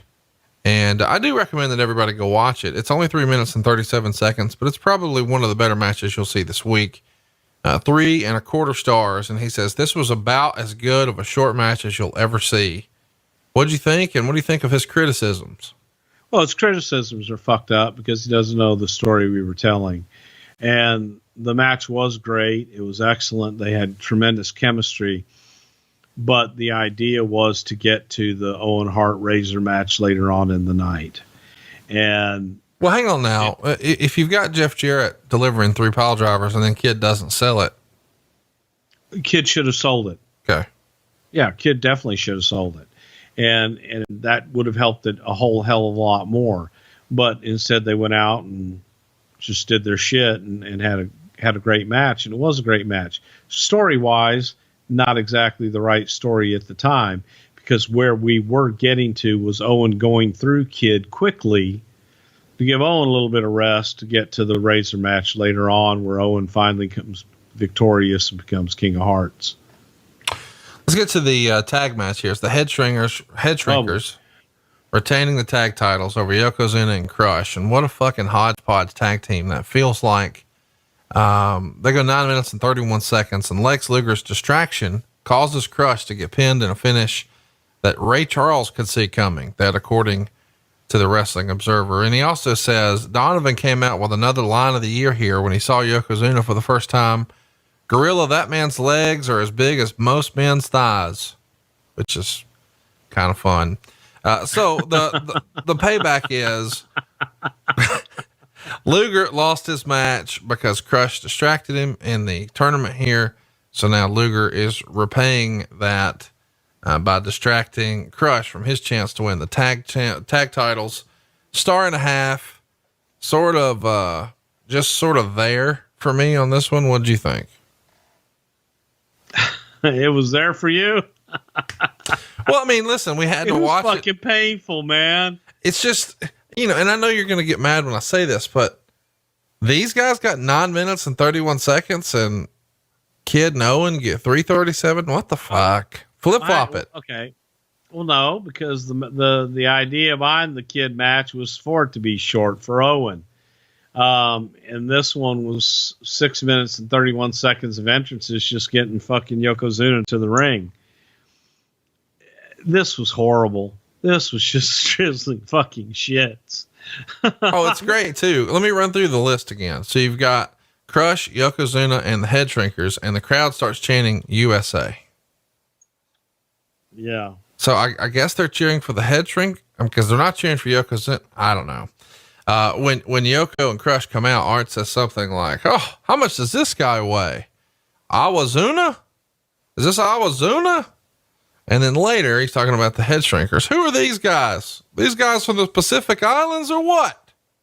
And then when Lex Luger, one of the biggest stars on the entire promotion, who was figured in main events for the last year, comes out in his red, white, and blue pants, Art says, "Who's the fellow with the American flag?" Is Vince dying 1,000 deaths? I mean, he's fresh off neck surgery. He's got federal charges. People are suing him out the ass. He's laid up. The show's not lit for shit. And this fucking guy. At this point in the show,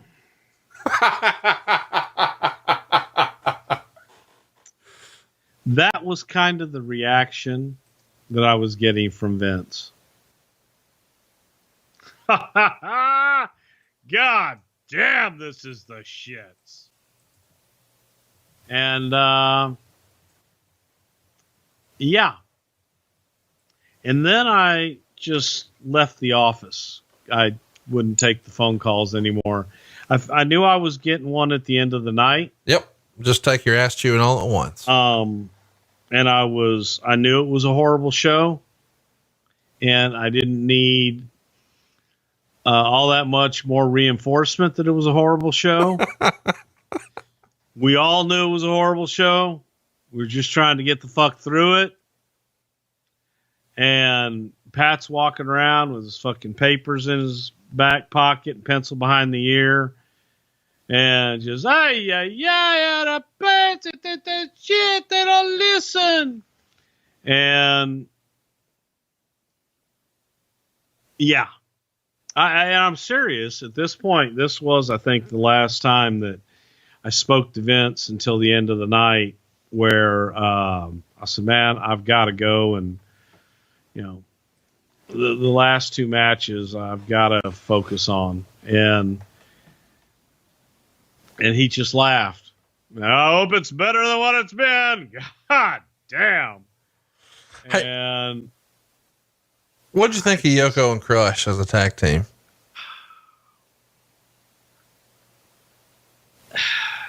Bad. Yeah, we agree. I mean, thank you. It just was fucking bad. Head Shrinkers, big managed by Captain Lou. How's that pairing come to be? Okay. Yeah, I think that was a Vince rib on me, because Albano would come to TVs and shit, and Lou would always go over and talk to Vince, and Vinny, hey, I got an idea. How about I do this? I'm a manager of tag team champions, and I could do this, and I'll take your next tag team champions. And hey, Vinny, let me do this. Vinny, let me do this. Well, Vince would go out on commentary, and he'd send Lou to me.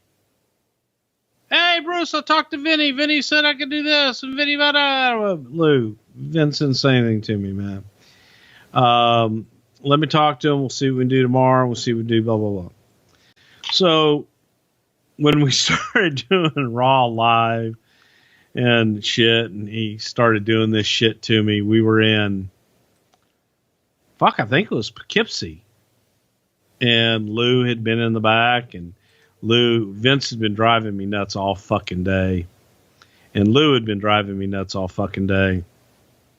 So I heard Vince tell Lou, just go talk to Bruce. Bruce will find a spot in the show for you.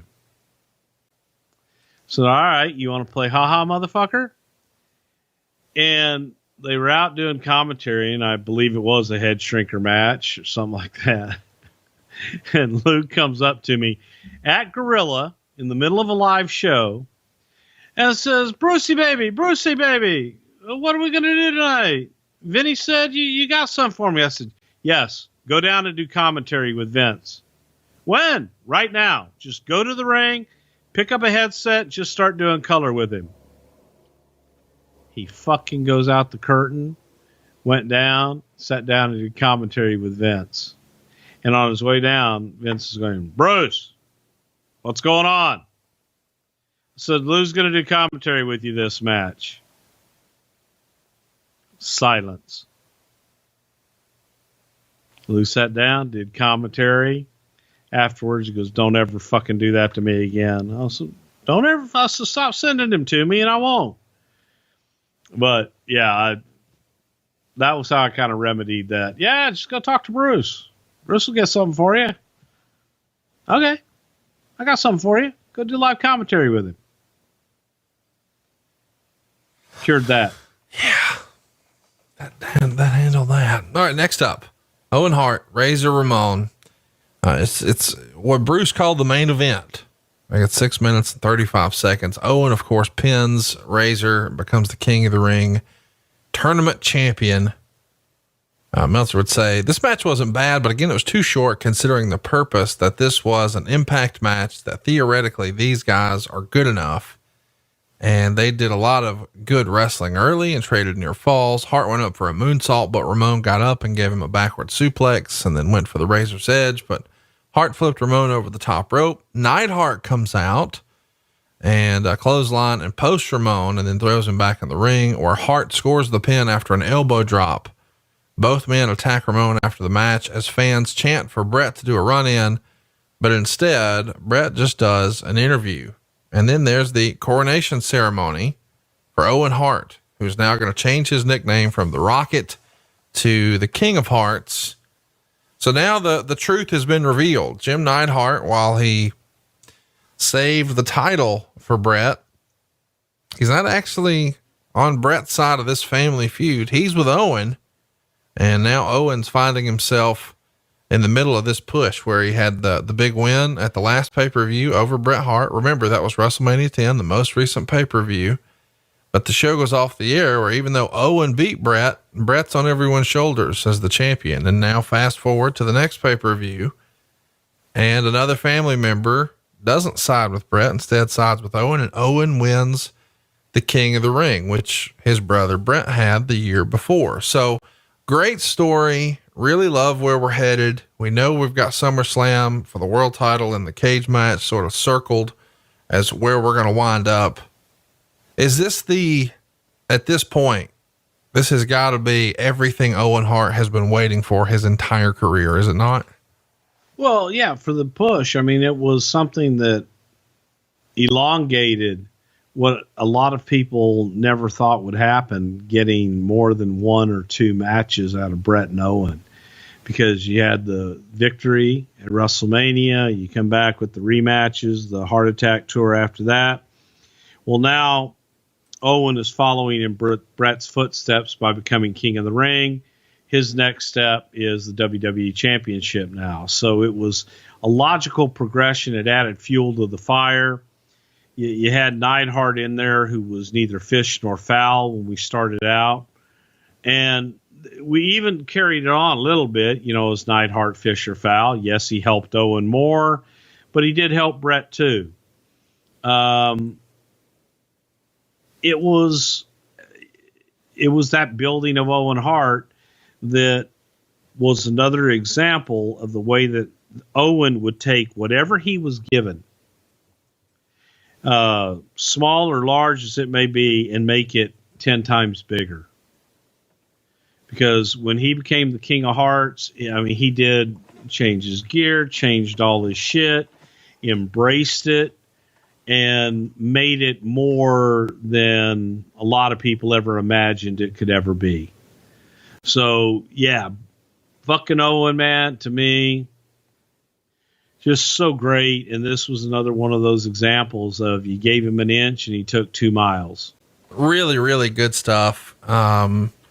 The coronation ceremony, a little silly, but I mean, it's cool because it's Owen, and you know what this means to one of the guys who, really deserves it. One of the good guys in wrestling.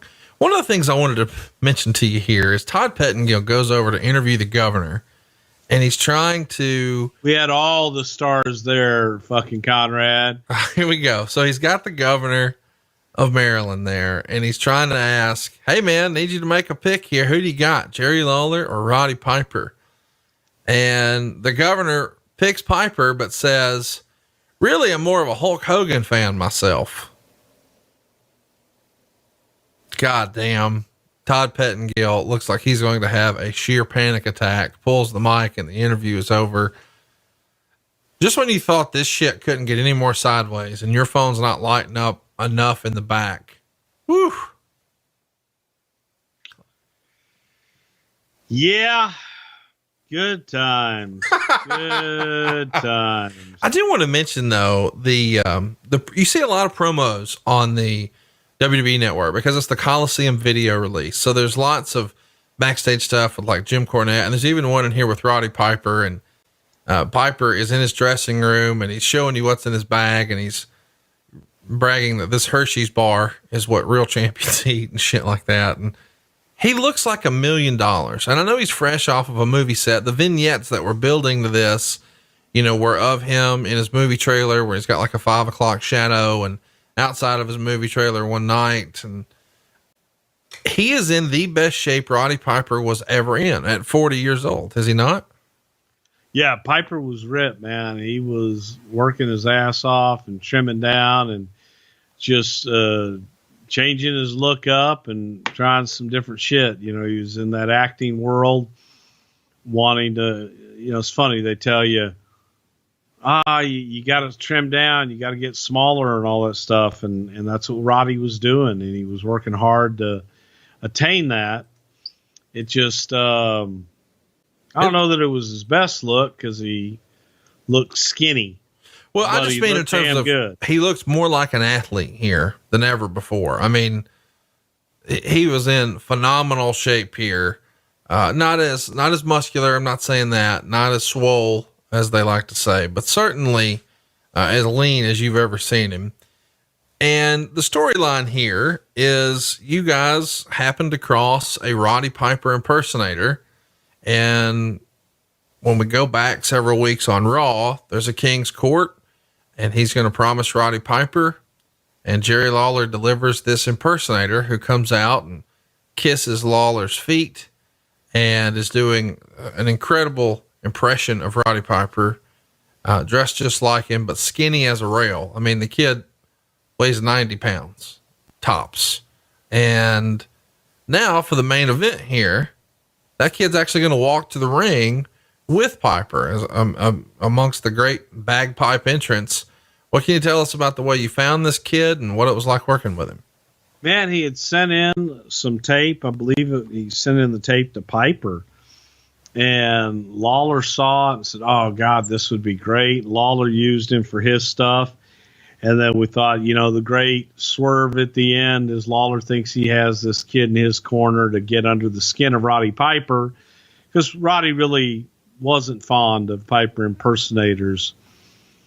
So it was just that little swerve, bring the guy in, let him be in Roddy's corner, give him a little bit of a spotlight. He did a good Piper impersonation, and it was a lot of fun, and Roddy embraced it, and we were just trying to add anything that we could to this match.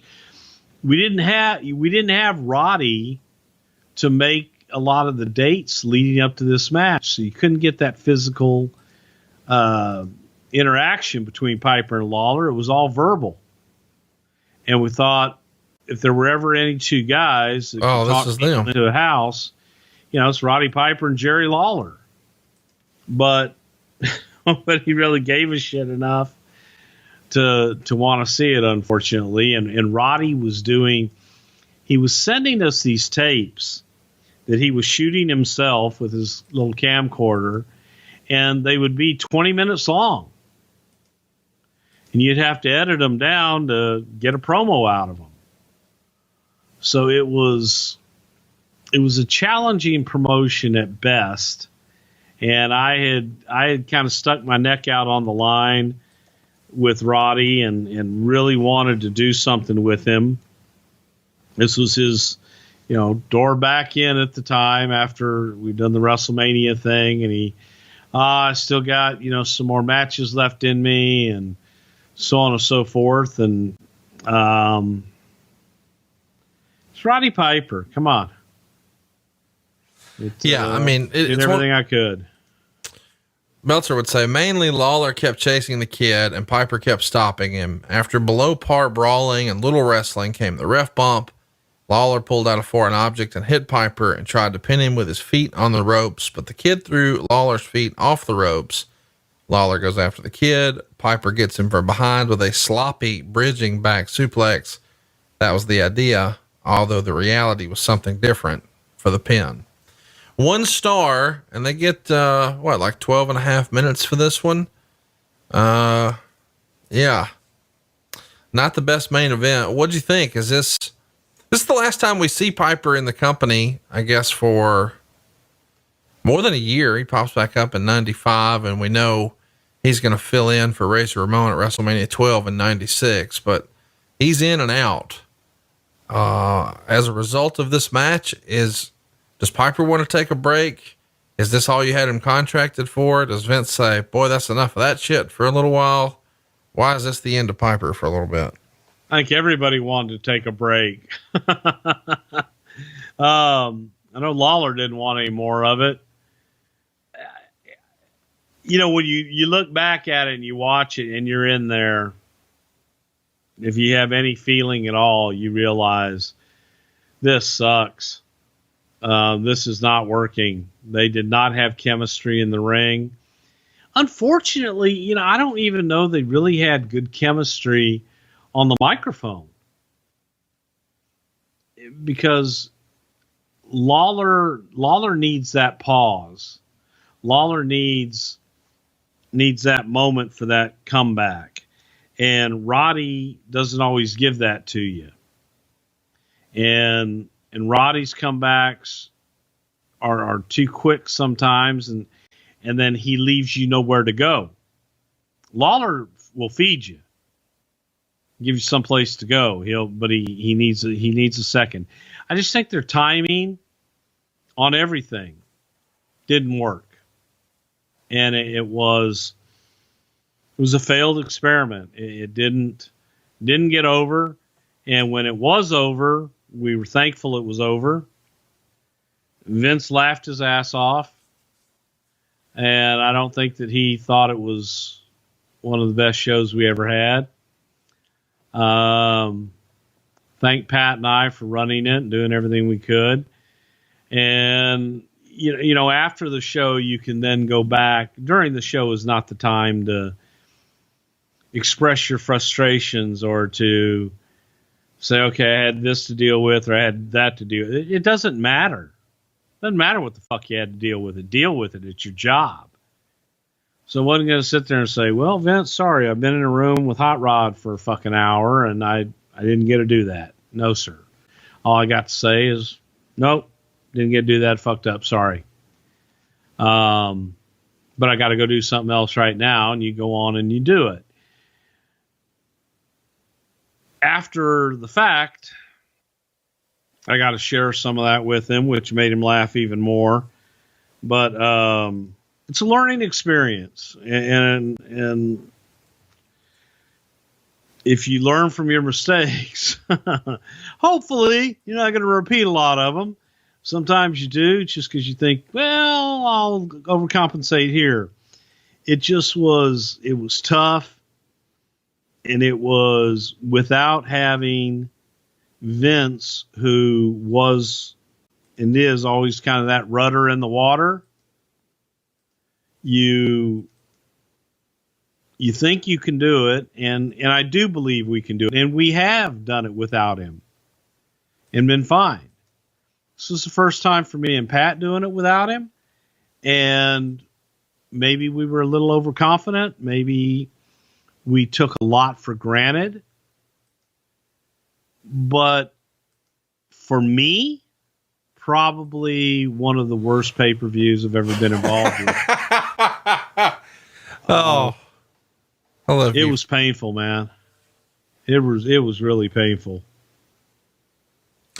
Well, and I know this was painful for you today. I guess we should tell everybody you flew home for the emergency oral surgery, and your nightmare continued as it was one complication after another. You had that surgery first thing, crack of dawn Wednesday morning, more complications Thursday. It got way worse on Friday, Saturday, a whole new set of problems. And then of course, Monday, another set. You didn't get to make the pay-per-view or TV for WWE, but you sucked it up and you made it for our Something to Wrestle fan base. And we appreciate you taking the time to do it. And hopefully you can go take another pain pill, take a nap, and we're going to try to bring you guys some more great content this Friday at noon. Tell your friends Something to Wrestle is back with some brand new content. And thanks to Tony Schiavone for filling in the gaps last week. Yeah, I wanted to thank Tony, man, for stepping in and helping out on that. And I want to thank everybody for the well wishes. I have no idea at all what transpired in my life last Wednesday and Thursday. I have zero recollection. However, I will give you this one piece of advice.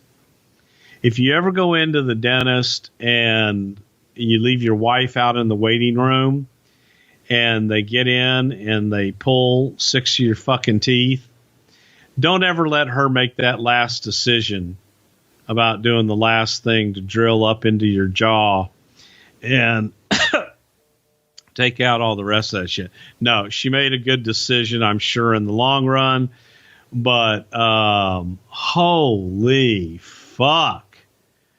I asked the guy before I went in, the week before when I scheduled the surgery, everything had dropped on me and I was in a bad way. And I said, how long am I going to be down? He says, 1 day. You're in, you're out, you'll be at work the next day. I guess we should mention a lot of this is complication from when Brock Lesnar destroyed your fucking face backstage and Humpty Dumpty put you back together again. And so when you talk about having to have teeth pulled, people just think, oh, this raggedy motherfucker don't brush his teeth.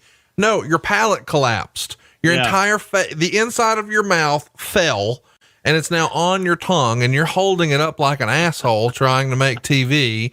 And then eventually they say, get the fuck out of here and go get that fixed. And so here we are. And I know last week, you know, people are going to say what people are going to say. Oh, they don't care about the show anymore. Oh, he doesn't have a fucking mouth. This is not something we can do. So thanks for Tony for running his mouth. And although the live shows with Bruce obviously have to take a hiatus because of his WWE travel, somehow Jim Ross has found a way to schedule a live show with me. Actually, 2, we've got them coming up. And I want to go ahead and let everybody know about those. Jacksonville, Florida on July 12th will be our very first Grill and JR Live. And you can join us at grillandjrlive.com. And that is the night before AEW's Fight for the Fallen. So if you're going to be in town for that show, you might as well go ahead and check out Jim and I the night before right there in Jacksonville. Tickets are just $39 and it's grillingjrlive.com. Now, maybe you're more of a WWE fan. Well, good news for you, Philadelphia. We're coming to see you on July 14th, right before WWE puts on their pay-per-view Extreme Rules. We're going to be at Dave & Buster's. Tickets are only $39. Philly, come see us at jimandconrad.com. That's jimandconrad.com. It's the day of the pay-per-view. We're going to get started at 3. We'll be done by 5. Plenty of time for you to make it over to see the dark matches and everything that's happening at Extreme Rules. So check us out. July 12th. grillingjrlive.com in Jacksonville, Florida. July 14th, Philadelphia, PA, jimandconrad.com right before Extreme Rules. So whether you're an AEW fan, you're a WWE fan, you're certainly a Jim Ross fan, and you got to go see him. GrillingJRLive.com or Jim. Well, you don't have a fucking live show to promote, but if you want to, hey guys, watch Raw and SmackDown. Bruce helps work on those now. He'll be at Extreme Rules. I'll attempt to get together with him and he'll say, "Oh, I'm too busy. I'm just too busy." And that's, is that it? Anything else we need to mention? Lots of stuff coming down the pike. We're going to have some fun, and I'm just happy. I'm happy to talk to you again, Conrad. It feels like about fucking 18 years since we've got to just sit down and bullshit and talk. And this was nice because all we got to do is sit down and bullshit and talk. And I like that. Bullshitting and talking is what our friendship is based upon, and our friendship and relationship with the audience. So thank you guys for bullshitting and talking with us this week. And I know we dropped this on you, you know, with really no advance warning, sort of out of the blue, but this is what we promised last Friday. We couldn't deliver it, so we delivered it to you today. We appreciate you guys' support here. Follow us on social media. I am at Hey, it's Conrad. He is at Bruce Prichard. Our show is at Prichard Show. And Bruce, it's the end of the show. You know what to do. Shaka Khan. Hey guys, Eric Bischoff here. Now, if you need cash without the controversy, the team at SaveWithConrad.com can help. But don't take my word for it. Hi, my name is Richard Smith. I'm from Moss Point, Mississippi. One of my friends at work said I just been refinancing and my interest rate was 9%, and he said he got his for 2.3. So I said, well, maybe I should try. Got a hold of Diane. She kept in touch the whole entire time.